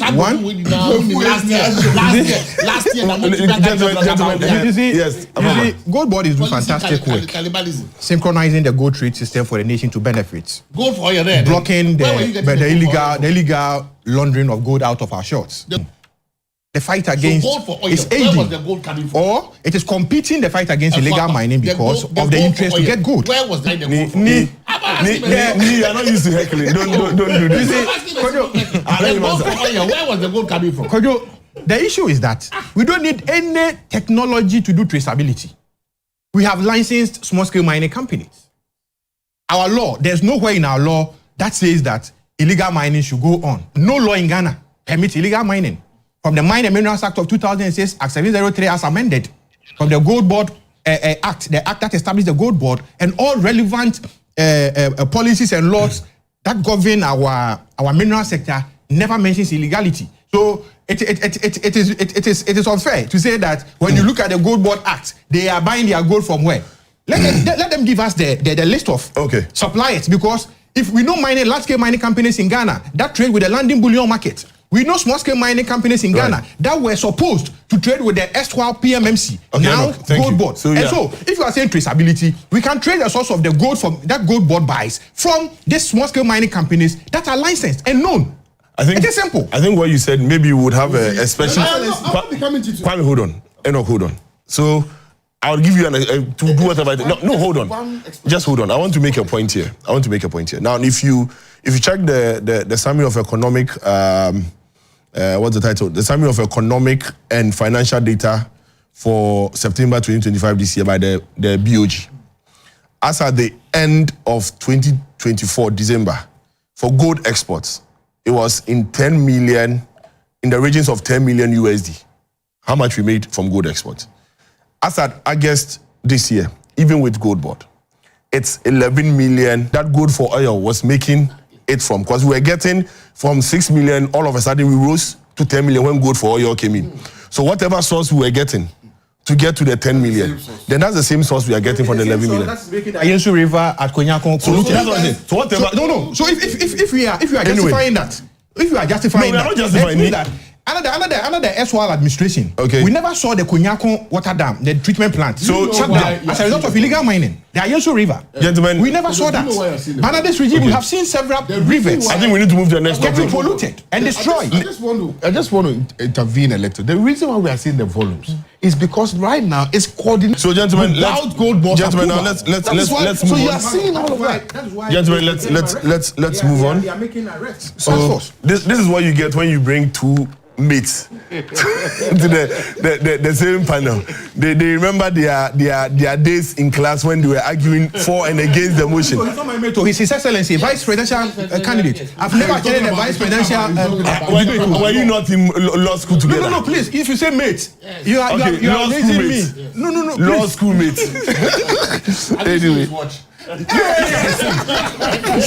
Anyway, so viewers, we will look at the OSP, the Republic versus the Ken Ofori-Atta. But before, we would want to do a bit of chronology on how these issues, okay, they can hear you from home. Before you realize they will take you. So we want to do a chronology or go through the events that has unfolded in a chronological order. So you can see on your screen, somewhere 24th January, the OSP formally notified the then finance minister that he is a suspect in 5 investigations. Then in February, he was asked by the OSP to appear personally before the office. 31st January, we understand that the lawyers of Ofori-Atta informed the OSP that he's outside the jurisdiction indefinitely for medical reasons. They proposed to represent him in his absence. Then the OSP rejected the claim of indefinite absence and demanded a reasonable return date, asking that a specific date should be given by a certain deadline. Okay, so by 10th February, they were asked that they should communicate when Ken Ofori-Atta would make himself physically and personally available to the OSP. And then the OSP warned of the legal consequences if this was not done. OSP later had to come out to clarify what the legal representative said in terms of the criminal charges on his behalf. Then on 10th February, the deadline that was given, his legal team submitted a letter which they indicated that it was from the doctor or the medical team of Ken Ofori-Atta, which, however, did not specify a clear return date when he would be available. Then, on the 12th of February, the OSP, again, acting on an arrest warrant, publicly declared Ken Ofori-Atta as a fugitive from justice. Then 18th February, the Ofori-Atta, through his lawyers, provided a definite date for his voluntary return. That is, they said he would come back in May 2025. And then they were asked to remove him from the wanted list. The OSP accepted this request, removed his name from the wanted list, and scheduled him to appear on the 2nd of June, exactly at 1:30 GMT. Then on 18th February, in the same communication, his lawyers mentioned that he's due for a possible surgical intervention around 20th to 21st March, and asked for a 6 to 8 week recovery window. In May 2025, Kenneth Ofori-Atta indicated that he would return before the date that was given him based on his recovery window. According to his side, by 28th May, he would he informed the OSP that he has been diagnosed with cancer and scheduled for surgery on 13th June, meaning the May deadline that had been given could not be met. The Human Rights Court on 28th May was notified by Ken Ofori-Atta and his legal team of this scheduled surgery and recovery time. And on 30th May, the OSP confirms that the indicated recovery period cannot be accepted and reaffirms that he would need him to appear before June 2nd. 2nd June, Ofori-Atta fails to appear before the OSP. As a result, the OSP reinstates his status as a wanted fugitive and requests Interpol to issue a red notice for him. So OSP, via the Attorney General's office, submits an extradition request for his return. Meanwhile, on the 28th May, Ofori-Atta filed a suit in the Human Rights Court seeking to restrain OSP from making a wanted declaration and to have previous ones removed from its media platform. The court schedules a ruling for 18 June 2025. On 18 June, the Human Rights Court is set to rule on Ofori-Atta's motion. An Interpol red notice is officially published, as we said, on 5th June, under the charge of using public office for profit, which is one of the 78 charges that have been leveled against him and the others. 24th October this year, in court, Ofori-Atta's legal team moves 2 motions, one for discoveries and another to amend their original motion. 25th November 2025, the Human Rights Division of the High Court adjourns the case so that they would meet to take a decision on the 25th. 30th October, at a press briefing, the Special Prosecutor Kisi Ejabin announces that charges will be filed by the end of November 2025 against Ofori-Atta and several others. And then on the 18th of November, before his end of month deadline, the OS and 7 others, including Emmanuel Kofinti, who is a former GRA Commissioner General, that's from the, I think, the first regime. Then Amisha Dai OWUSU, Reverend, also who took over from Kofi Nti in the second half of the administration of the Akufo-Addo government. So these are 2 out of the 7. Then there is also Isaac Krenzel. He's a former Customs Commissioner and now the General Manager of SML. Then there is Colonel retired Kwejo Damwa, former Customs Commissioner and MP for Jaman South. And then NS Dakun Akore, former Chief of Staff to the Finance Minister. Ivan Sedusa is the beneficial owner and the CEO of SML. And then SML also as a corporate entity. So this is how things have evolved. The story from January to now, let's say it's 11-month debacle. Finally, we've gotten to where the charges have now been leveled. So my panel, I'll come to my panel. I'll start with Ni to speak on the issue. I think he's the most senior lawyer in the room. So it's only fair that we ask senior to speak. After senior speaks, then we ask juniors to scatter everything. You are senior to him. Yeah, but as a former running mate. But he's also the vice president here. So. Yeah. So and he has a beautiful watch. The protocol. This watch, you really want to talk about it? Oh no, the price would not be easy. So finally, the OSP has formally charged the former finance minister and 7 others. See,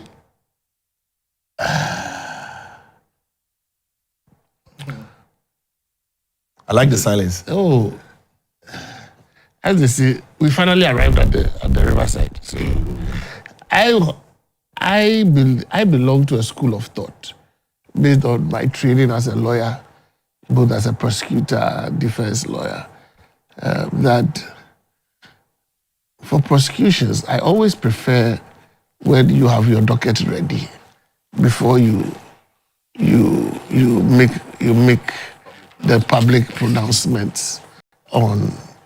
That's my orientation. You understand? I'm not too inclined to those who want to run commentary when the docket is not complete. Because you see, when you do that, you worry your investigators. One, the work is not complete. The work is not complete. It's not complete. You are under no obligation to let the world know an incomplete work. You understand? Because a criminal docket is built when you are ready to charge. You understand? And so I am happy that we are here now. The special prosecutor has laid the charges. Because you see, and I repeated here when we were discussing the issue of the red alert, that on what basis were you expecting the Attorney General to write to the U.S. authorities asking for extradition when the docket was not ready? You understand? And so, not surprisingly, the red alert was withdrawn. You understand? Because the authorities, I'm sure, were of the opinion that the charges that must go with the issuance of the red alert was not there. And so I think that the OSP can draw lessons from this issue. That after the back and forth on whether you can charge the person in his absence, blah blah blah, he's eventually gone ahead to charge the person. So if you are not ready, you are not ready. You understand? Sometimes let's avoid the speculation. It takes away from the quality of the work. You understand? It takes away from the quality of the work.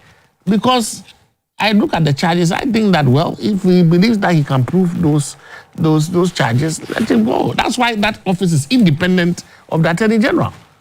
You understand? So that you are expected to operate in a manner that instills confidence in the Republic and in the general public. That we are not doing half meal, or we don't allow for piecemeal litigation, as we say. It's either you are putting everything in your case or forget it. So, let's forgive the ready to plead to those charges. And as you speak, we are rolling some of the charges and the causes. Yes, what is important is the special prosecutor quickly seeking the leave of the court to serve Mr. Ofori formally through his lawyers and through the news media and through other means. Now the stage is properly set. Mr. Ofori cannot claim anywhere that he doesn't know that he has charges to answer to. And so when you file for his extradition, there is a basis. Either there was a conviction or he is before court on charges. You understand? Those who have been charged will have their day in court. Okay? So the state is down. So if, as I was saying, I know the media shenanigans is to let the public know that you are doing work. And the law also requires that the OSP updates us on what he or she is doing, because we always want to be informed. We don't want this situation where you say you are doing investigations, but we don't know the nature of the investigations and what have you. So it is not to say he should not inform us. But if the case is not ready, it's not ready. You understand? You can tell us that You are doing your investigations. When the docket is, nobody can push you to issue a red notice. So that in that case, the other agencies that were also investigating other things concerning Mr. Kenofriata could have gone ahead if they were ready, you understand, to go after him using other dockets. But when you were the lead agency who had announced that you were ready, it disabled the other agencies from being able to go after Mr. Oforiata. You understand? So I think that was not fair to the AG and to the other agencies, where everything looked like, look, the OSP was ready to move. And then all we hear was that, but I again praise the media personnel and all those who brought pressure to bear. I believe that the public commentary forced the OSP's hand, some way, somehow, even if he wouldn't admit it, to ensure that we had these charges filed. Let Mr. Kenofriata have his day in court. Clearly, he cannot now say that he's not aware that he has charges. 78, whatever it is. Let us have, because the SML issue is an issue of grave concern. If it is true, and that's why I always say that if the facts as they are true, that probably would have been one of the most diabolical conspiracies that has been set up against the Republic. By public servants who put together decide that they will fleece this country of that amount of money. I think that they should come to court and give an explanation as to what and why we needed that particular contract. I believe that people like Manasseh will be more than willing to also appear as prosecution witnesses, give their statements, because they did a lot of work. The Fourth Estate did a lot of, and you must congratulate that outfit, the Fourth Estate. They have unlocked some of the biggest scandals that have ever, emanated in our district, from the National Service, which was 2 billion cedis, to this particular scandal, and we encourage them to do more work, you understand, so as to prevent the leakage of Ghana's taxes, And I always say, current appointees take notes. As President Mahama said, when you engage in these activities, you'll be crucified like Jesus was crucified. So my urge, Mr. Kenofriata, everybody who has ever held your position has stayed in this country. You understand? That is the thing. If you know you can't do public office, then don't go. Well, whatever it is, we've seen him with a backpack walking the streets of Washington or whatever it is. It could be some medication. Oxygen. The oxygen. The man did not have any oxygen mask in front of him. Let's do the honor. He should do the honorable thing. Come down, as his name is Kutunkununku, right? and deal with the issues as they are. Okay. I understand Mr. Samuel Appiah-Darko has joined us via phone to comment on the issue. He's the director of strategy, research, and communication at the which is an equivalent rank to the Commissioner of Police. So, Mr. Samuel Appiah-Darko, good morning. Good morning, Kojo, and good morning to your panelists and to the viewers. I had to call in because I did want to correct a few impressions that are not accurate, that may have been thrown in. Let me start by, first of all, saying that the purpose of red notice is important that Ghanaians understand.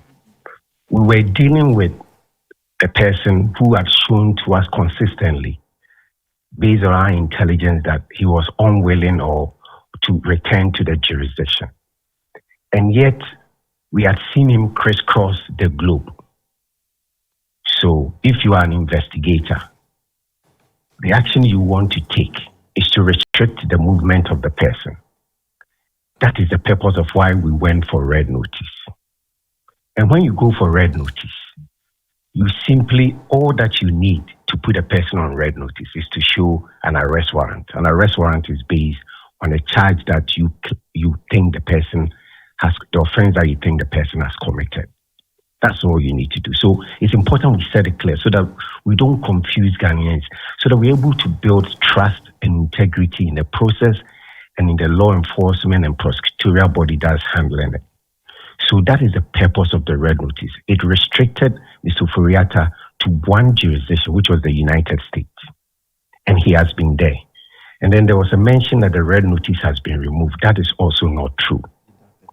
Interpol, when these matters started, I remember when there was an interview by the deputy AG, the agent, and the rest, I had raised this issue that I thought that I said that people shouldn't run commentary on it, not necessarily, because Interpol processes are very sensitive. And that's one of the reasons why we can't even put out what Interpol has said. So he has not been deleted, he has not been taken off. What has happened now is that he has temporarily been removed from visibility to the public, but he's still on the Interpol system. So if Mr. Ofori, for instance, decides to go to the United States, the United Kingdom today, he will be arrested because red notice is still active. What they have said is that they have temporarily suspended it so that the public cannot see, pending the review of Mr. Ofori's challenge to the red notice. And there are some things we don't want to say. But if you read the documentation Mr. Ofori attaches to the recent challenge, it has to do with the recent event that have happened. He quotes the AG, he quotes the deputy AG, he brings leaked documents and so many things to the fore. And we have responded appropriately. I think we responded before even the deadline Interpol had given to us. But Interpol takes time to place on Interpol red notice. And in the course of the 6 years that we're investigating Airbus, they challenged the red notice 6 times. I think that because this is of huge public interest and there's politics around it, that's why everyone wants to take advantage. So if Ofori has been temporarily suspended on the visibility, they will take advantage and also let their media know and spread it as if there's some victory. And if you are aware, I think you read something from the court. Mr. Ofori has consistently challenged our arrest warrant and he has lost it and he's on appeal. I noticed that your people could not capture it well. He lost the challenge to the arrest warrant and he has appealed it. So that is on the red notice. And then there's another thing that what we're doing that disabled other agencies from investigating. That is not true. In fact, OSP was investigating NSS, but other agencies were able to do and go to court. So what OSP does not disable any agency. If any agency or the Attorney General and other people are willing and able to do an investigation, they're able to go because we all don't go to court with the same charges. So we have not disabled any other agency from doing any work on Mr. Ofori. We have simply announced the investigations that we are doing on Mr. Ofori. Hello, Sammy, can you hear me? Yes, I think what the point that was made by my panel member was that unlike the NSS case that indicated, this particular one, he indicated that the impression being given was that there was a docket that was ready. And so, but in the NSS case, the point was to do this. But in the case of the Ken Ofori, the impression being given was that it was done and done. So it's been in 2 phases, and I was about to go there. The first phase of the Ofori had been that we were investigating him, and as you went through the narration, we had consistently insisted that he should appear in Ghana because he's not so sick that he's unable to fly. And that's why we had insisted that if he thinks he's so sick and unable to fly, he should produce a flight risk report to us. So those stages, we were still investigating. As you are aware, there was a national security that went into his residence, if you remember. All those times, we're all in the investigative stage. Now, somewhere in June, that is when we triggered the Interpol, and that is when we also triggered extradition cooperation and extradition processes. We to give a typical example of Sedinam Tamaklu. You know, after she was convicted in April of 2024, you know that the then Attorney General did apply for extradition. As we speak now, the US have not responded to the extradition request. And that is one of the reasons why Sedinam Tamaklu, although convicted, is still not back in Ghana. But nobody is raising issues of, say, whether it's incompetence or somebody didn't do the work well, because these are processes. So there was a first stage of investigation. Now, there's nothing wrong if other agencies have also done their work. You can have multiple requests going to one country because it's all going to pass through central authority, which is the Attorney General. And so, in fact, it would have even been better if all the other agencies had finished their work and they had also presented their work. Now, there is nothing like a docket, and we have kept explaining to people and they don't want to understand it. When it comes to the OSP, OSP will send what we call extradition packet to the Attorney General for processing to the United States. So when we signal that we are ready, we remember that we signaled in June, but around that same time, we have explained that we had then gone ahead to search SML's premises based on a lawful court order. And we discovered even more information. And so we had communicated back to the Attorney General's office that they ought to slow down for us because the things that we have uncovered are a lot. And if you remember, we had to work this with other agencies because we didn't have our forensic lab is not even ready, and we have to send it for forensic work and all that. It took almost 2 months for it to come back. And some of the things we had, we were waiting for confirmation from outside the country. And the confirmation said that we should charge him at that time. And that time we were insisting that we were still at an investigative stage, so we cannot charge him.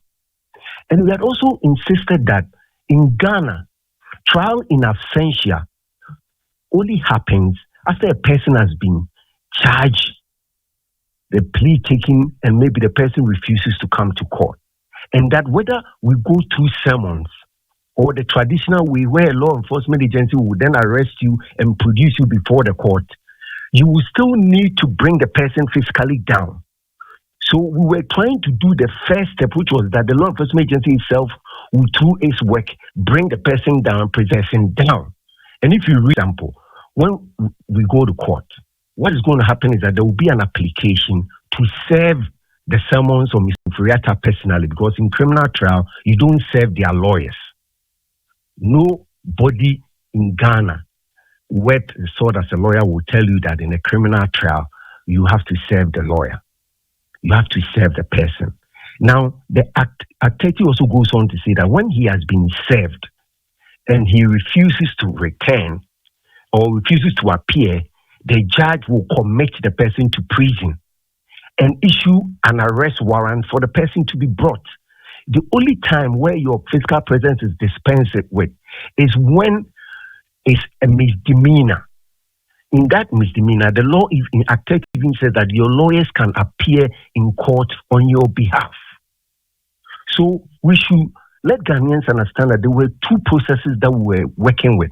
The first process was we working on our own to bring him down, doing investigations. And at that time, people were saying, try him absent. And we were trying to let people know that although we have what we need, we needed a few things to confirm, and we're still in the investigative stage and we could not try him.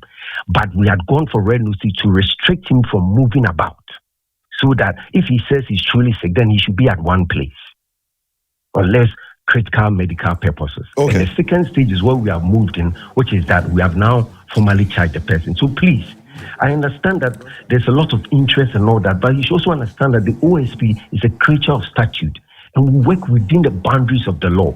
Right. We just don't talk for purposes of talking.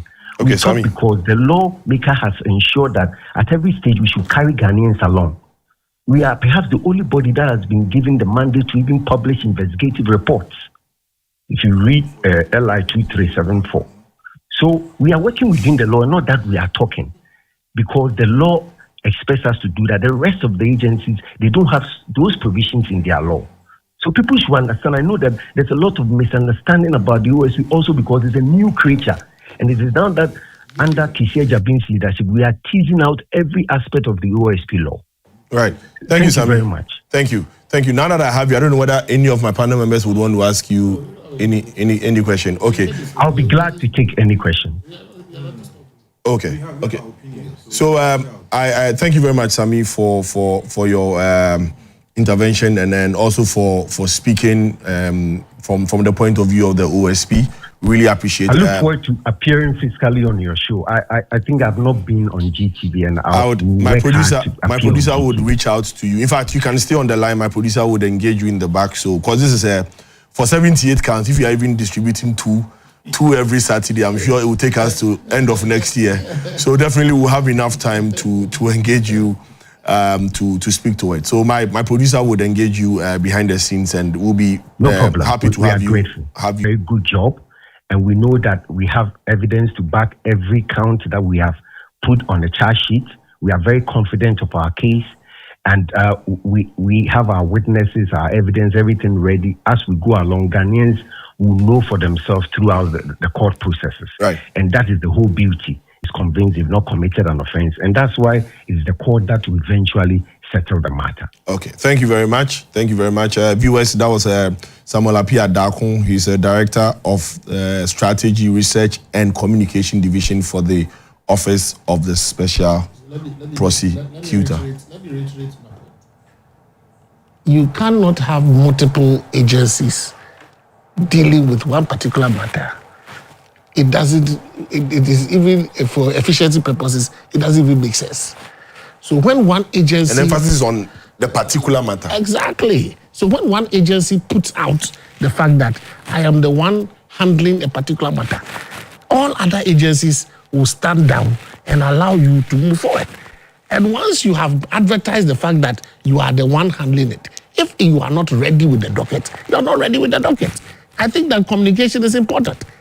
And once you give out an impression that you have put out a red alert, you have sent an extradition request, it means that you are ready to proceed. And so once the AG asks you where the docket is, that is where the problems begin. And so the point is simple. If you are not ready, you are not ready. Now you are ready. Now you have filed charges. Now you have put the docket in court. Now you have a basis to call for the extradition of the person. And we can't change that opinion from us. You understand? We have also practiced in the profession. Some of us practice longer than you have. So we also know and understand the law. And we teach it as well. Now the second point is this. Nobody wants to unfairly criticize the office of the special prosecutor. In fact, it is one institution that we all support. Because if it does its work and does it well, it saves us money. You understand? The OSP. So if they are doing SML, there are other non-SML related cases that other agencies can take up. 7 cases that, but you see, SML was the crown jewel. the crown jewel amongst all the matters. Yes, it was the crown jewel among other matters, yes. And you cannot have a situation where for one man, multiple agencies, they all go to the Attorney General. Attorney General's office is the office that deals with extradition. So if you have 5 agencies all seeking the extradition of one man, and one says, oh, I'm ready. I'll put them on red notice. I'll put the guy on red notice, I'm ready. Get us, assist us to bring him down. And they say, where is the docket? And the docket is not ready. And now the docket is ready. You say we should criticize. You can't hold us to our opinions. We are entitled to our opinions. What would you say to those who say 78 charges is just a shotgun charging approach where you are throwing a lot around, hoping that at least one would catch fire? I have not seen the evidence that they have in furtherance of the charges that they have leveled against the accused persons. In any case, if we can comment on same until they file their disclosures in court, for us to know the material evidence and documents that the Office of Special Prosecutor is relying on to prosecute in respect of the 78 counts that the accused persons have been charged. It is not to say that extradition of Mr. Ofori Atta has become a political matter, which is gravely against the statutes that regulate the conduct of extradition. Like my learned senior rightly put it, if you are not ready on a particular subject matter, you don't come out publicly to rage in the political subject matter and the commentaries that ensue to be able to affect the sanctity of the processes, knowing very well that as far as extraditions are concerned, the processes are shrouded in secrecy. There are some material points that ought to be done, and there are some privileges that accord the process of extradition and surrender. As far back as February, this year that we started this Ofori Gate in respect of extradition, blah, blah, blah, what, Interpol red notice, red alert, and those things. We have already prejudiced the issue of extradition, which has made it a political subject. And political charges or political prosecutions are one of the restrictions as far as extraditions and surrenders are concerned. So, if the person, the alleged fugitive, decides to also seek the support of the country in which he is domiciled, in furtherance of his rights as a citizen, citing political pursuit, it will be very difficult for the state to this person to come and face justice. Is it the case that we are doing this to taint the credibility or the integrity of the man, or what is concerned? Certainly, he served notice sometime in March or so that he was attending to his health with the Mayo Clinic in the US of A. And to all well-meaning persons, especially within the elite class, knows Mayo Clinic as one of the renowned hospitals in the world. And I know that His Excellency here with us knows Mayo Clinic very well, because that is where they seek medical attention. Yes. They don't go to Kolebu and the like that we go. Trouble. And it is not difficult. It wasn't difficult. It wasn't so difficult for the state, in this case the OSP, to seek some confirmation from Mayo Clinic as to whether or not Mr. Ofori was attending to Mayo Clinic as far as his health conditions were concerned, and whether or not he was flight bound as a result of his ailing condition has been put out, and whether or not the time that he has confirmed, he confirmed his return to Ghana as a result of his invitation to attend to the OSP were concerned, and those material things.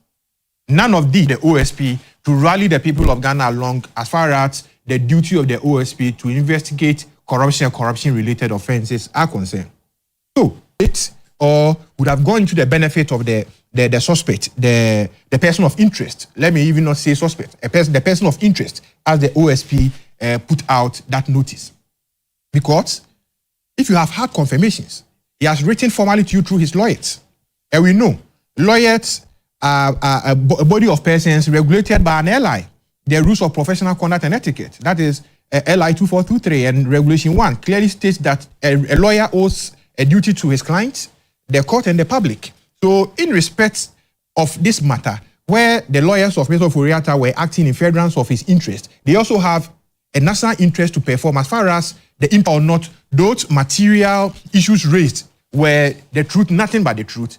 They could have gone further to give confirmations, do some their background checks outside were concerned. But granted, they have made the whole subject matter a political subject matter, where lies people are not even interested in the 78 count of charges that have been leveled against the accused persons now, and whether or not they can even succeed at the trial with regards to the material evidence that they preempt they have. And in court, criminal lawyers like me, His Excellency, know that the burden of proof lies on the prosecutor to prove the guilt of the accused beyond all reasonable doubt. That is the highest of burden, beyond all reasonable doubt. So if there is a scintilla of doubt, it goes to the benefit of the accused person. And that the state has to the person of Mr. Ofori. Look at his person, a former finance minister for about seven and so years in this republic. One of the longest. Mr. Kwame Pepra also was the longest served. Kwesi Botwe was the longest served finance minister. And Mr. Ofori has served almost 7.5 years or so as finance minister. He's not a mean person. Look at his professional standing as an investment banker or whatsoever, and those kind of things. So putting his integrity on the altar of faith, as far as these matters are concerned, may also lead to the charges of or the filing of civil suit in terms of defamation if the state is unable to succeed in this prosecution, and that will also bring untold burden onto the taxpayers' kitty. And these are things that we must evaluate strictly in furtherance of the building of the state called Ghana. And I believe that once the OSP is going to court, we will wish them well, but they should know that the rights of the OSP, the accused person also have equal rights as the rights of the OSP and the rights of the state called Ghana, because in the international, and that some states also respect the individual rights to the highest of standards, especially in the US of A, where Mr. Ofori is alleged to the country seeking surrender or extradition. We must enforce due diligence, we must enforce due process, and make sure that the political angles that we are seeking from our sister nations are effectively ensured to be able to get the person into our country to serve justice. But you see, he mentioned one thing. Mr. Darko mentioned one thing with regards to the Madam Sednam Tamakulut's extradition. This is a matter of grave concern. She was convicted and sentenced by the High Court of Ghana. Fugitive of justice, or is a fugitive, complete fugitive, because she has been convicted and sentenced, waiting extradition. What has accounted for the delay in seeking her extradition to come and serve her jail term in Ghana? The U.S. responded. No. Why are they not responding? What has accounted for the non-response of the USA? Is it like we are sending an ambassador to Ghana where I'm sure would like we said, would invite him and have this discussion. Let's interrogate this subject matter as well. Is it that we are looking for some agreement where the state is... I think we have to pick up. Viewers, we need to take our final break. When we return from the break, KPAKPO will take leave of us. When we come back, we'll continue with the OSP case, and then also touch on the Ecowas ruling on the Gertrude Isabato-Konu's appeal. We'll be right back after this break.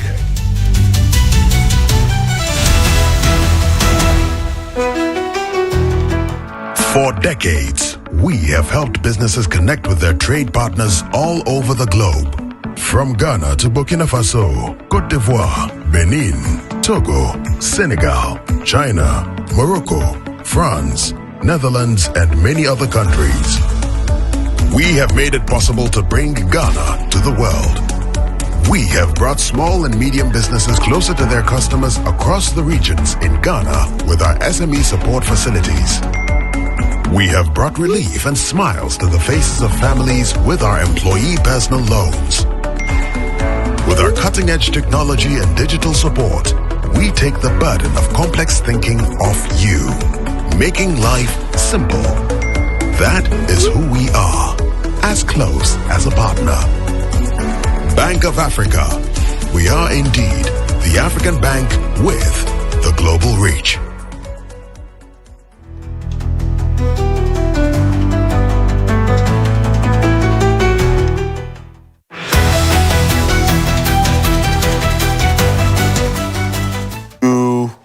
The current agenda, and thank you for being with us, staying us from the beginning of the program. We really appreciate. Before we move, we'll read a few comments from our viewers who have been joining us. So this fight can only, and we'll also be ready to help work out the best way forward. I believe Kobe is saying that he has some level of understanding, so if government is prepared to listen. Also from KOJO Sumaila from Kintampo. KOJO Sumaila says, good morning, Mr. Host. Tell the NDC, as a ruling government, we don't need any complaint in this country called Ghana. They should do what they said for Ghanaians during campaign for 2024. Ghanaians expect NDC to stop Galamsey to get clean water to drink. Thank you, KOJO Sumaila. This is from Nana Kwesi, and you name quite a long one. Good morning. Good work from Naimos, but my problem is their inability to arrest the kingpins and financiers of illegal mining with all the security gadgets and institutions in the national security, like the Signal Bureau, who have the capacity to intercept phone calls, WhatsApp messages, and communication of citizens as a whole, which the national security laws are fortified. Why can't they use these tools to arrest these criminals? Well, that's the case also from Nana Kwesi from Yinem. This is from Dr. Honest. He says, watching Current Agenda live from Awake and watching us. This is also from Sami Info to end this Galamsey fight once and for all. I'm very concerned about the fight against Galamsey. You can't bake a cake without breaking some eggs. The Naimos should be empowered to shoot and kill. This is also from Samuel. Samuel says that, Kojo, what you are saying is correct. Even national lotto draws were taken from GTV to a private company. President Mahama should do something about it now. It is painful. Thank you. Samson says that I have paid my TV license on Tuesday and have since not acknowledged. Samson will acknowledge you on social media. Don't worry. We'll put you on our page for you to see. Please forgive us. This is also from KOG. He says, good morning. I like the way Mr. ENOCH is tackling the topic. Very brilliant submission. He's speaking the plain truth and reality. Today is my first time listening to him, but I already admire the submission. AFOAKWAH, 2 thumbs up. Charles says that, good morning, Mr. Host. I think the government's approach of fighting Galamsey is totally wrong. The government cannot establish responsible mining and then at the same time be fighting the illegal miners. There should be what on your show to beat about the bush. But final one. I know you've called him out a number of times here asking that he should stop the public show and charge. Now he's charged. I don't know. So I think now you should be happy. Whether it's stable charge or I think undoubtedly all of us do know that the OSP was set up ostensibly to deal with corruption and corruption-related matters, particularly those who have been entrusted with the public purse. And so, per their own rules of engagement, they are supposed to investigate and to prosecute people who are alleged to have been involved in corruption and corruption-related matters. And so their mandate is really well-defined. And where they draw their power from is also well-defined. The question then becomes, whenever there's any person of interest who was entrusted with the public state funds, to carry out a work or a duty, and they failed to do that and dissipated the funds or misapplied or whatnot, and there's evidence that you can trace, the expenditure to some bank accounts, then clearly it would have triggered their mandate, to investigate. And Ken Ofori undoubtedly is one of such people. I think even before the assumption of office of this administration, many of us called for an investigation to be opened into Ken Ofori and his activities.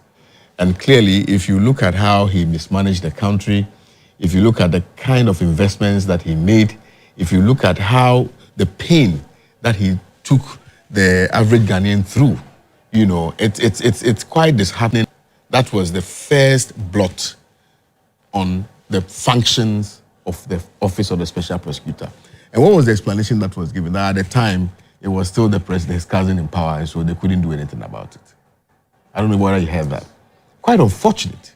So you waited for the person to jet out of this country, and then, you're waiting for power to change hands so that you can go after him. So assuming without admitting that MPP had won, would we have been having this conversation?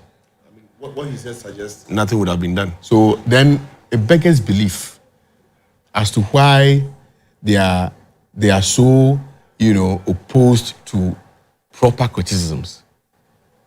Because it is clear that if the MPP were in office, Ken Ofori would never have even left the country, not to talk of being prosecuted.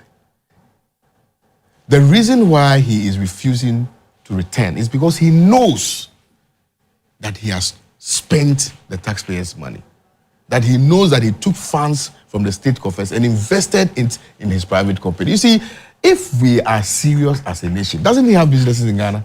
Okay. So I think earlier what you asked AFOAKWAH not to do, yes, when he was making the point about the what's the point? That the allegations that I'm leveling. You're saying that because he knows. Yeah, so you're saying it for a fact. No. So I am saying you need to. This I am stating for a fact that you know because that he has refused at the invitation of OSP. Yes, but you're saying that the refusal is because he knows. No.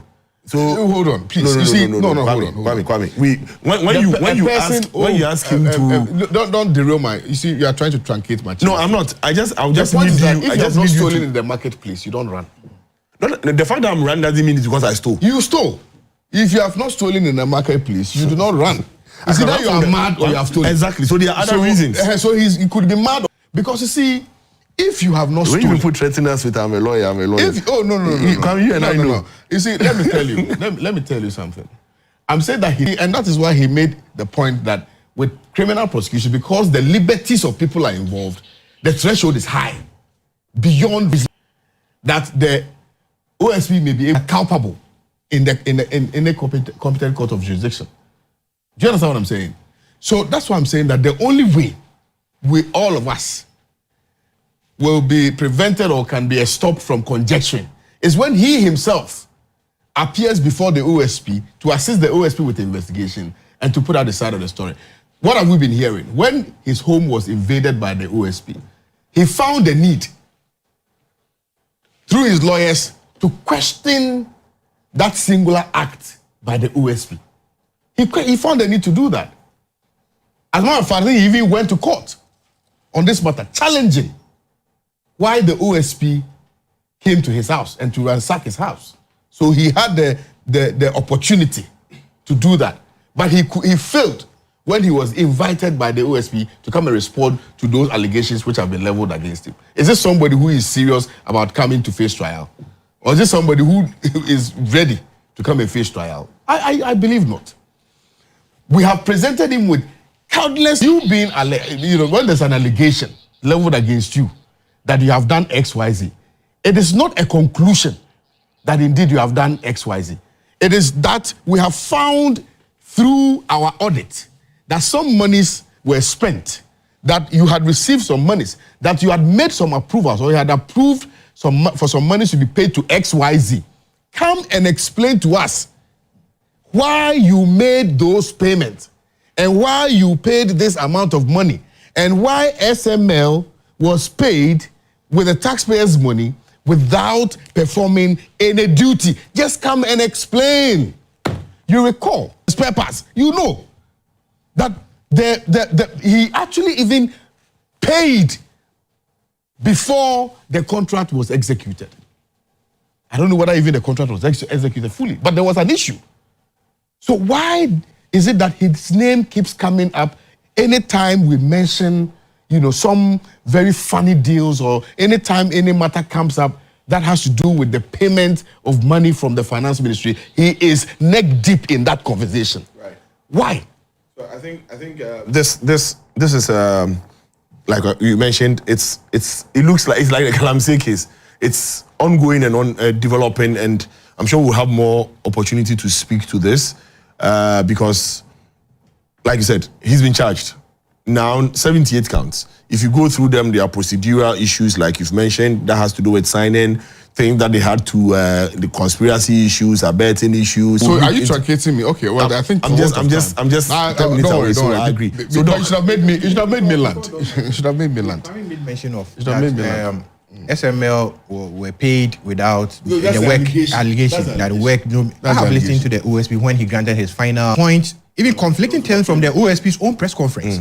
Some point it was overpayment. But if the company failed to work, what accounts to overpayment?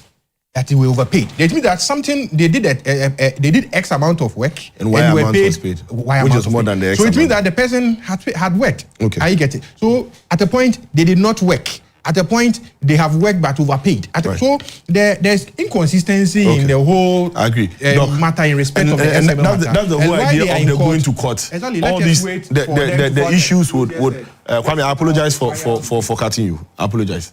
Yes, Doc. Yeah, I think what I would say is that maybe to pick it from a lawyer's point, is that the contract is from what I have read from Fourth Estate and then this auditing company, the KPM, fixed fee. Okay, yeah. And the person is alleging that I said on GTV that OSP invaded Kenufurata's house. I said Kenufurata alleged that OSP invaded. Please, let me put it on the record. Yes. That's actually what you said. Yeah. That when Kenufurata said that it's alleged that he found reason to speak to the issue. So that's what you said. So you do not say that the OSP invaded his house. So yes. Yeah. So it was not a fixed fee contract.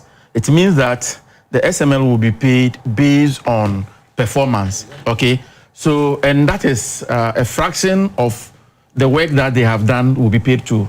So it wasn't like I mean, you will not get paid even if you have not. So for the contract, that was how the contract was. But along the line, they deviated from the not fixed fee contract to a fixed fee contract. It means that if you have not even worked, then they get paid. And I think that's one of the issues that the OSP is raising. So if you look at, from what I have read, if you look at it, I think that, I mean, there are serious issues that I think that the OSP needs to up their game, and then having the 78 counts, maybe, certainly, maybe some of those counts will go through. But the point is that, I mean, like my brother has said, you have served as a finance minister of the Republic of Ghana for almost 8 years, because Amin came just about 6 months into the distance, so about 7.5 years. Yes, you know, for 7.5 years. Now there are so many issues, not only the SML, there are so many issues.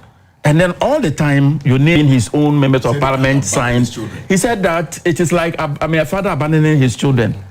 Now the children are calling for the father. We are calling for you to come. Looking at, I mean, what has happened, like, as in Neo, someone said earlier, there are some of the, when it happened and then he had surgery, people even said that even that surgery could have been conducted, I mean, in Ghana years, not any major issue.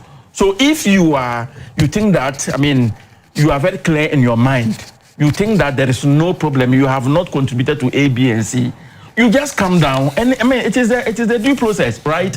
All of us will be watching. Okay, so we'll be expecting the evidence that the OSP has against you. Right. You also definitely have opportunity with your lawyers to make your defense and then and all that, right? So if at the end of the day, there are, I mean, the OSP is not able to meet the threshold of, I mean, the bet to prove beyond a reasonable doubt. I mean, we are all in this country. So in my view, I think that it will be, I mean, he will do himself good by coming to Ghana, right, rather than to wait when, I mean, you are later maybe of Koreata and his family, that he should just come down and then defend himself. Okay. Yes. We would like to thank KPAKPO SAMOA ADDO, a member of the NDC legal team, ENOCH AFOAKWAH, a member of the NPP legal team, His Excellency KWAME OWUSU DANSO, now put it the HE. In fact, now he's a president for Accountability Forum. So His Excellency, it's cuts two places. And Dr. ABDUL-JALILU ATEKU, he's a lecturer at the Political Science Department, University of Ghana. Pick the Ecowas decision. Considering it's a developing story, we know definitely we can make justice of it next week. Thank you, viewers, also for staying with us this morning. Thank you for your contributions, for your messages, both on Facebook and on WhatsApp. We'll ask that you continue the discussions at home. Don't let this end when the program ends. Let it continue. Let's interact on our various platforms. We also want to thank Sami Dakon for calling in to contribute to the discussions. Thank you to Bank of Africa for the sponsorship, and also to the NPA for your sponsorship. Thank you, gentlemen. Way you cut me in between, it wasn't. I apologize. So just know that it is not just us here. And I think the show is growing. People are really, really. I apologize. Forgive me. It was mainly because of the time. So the youth of Ghana are sending me messages. Right. So.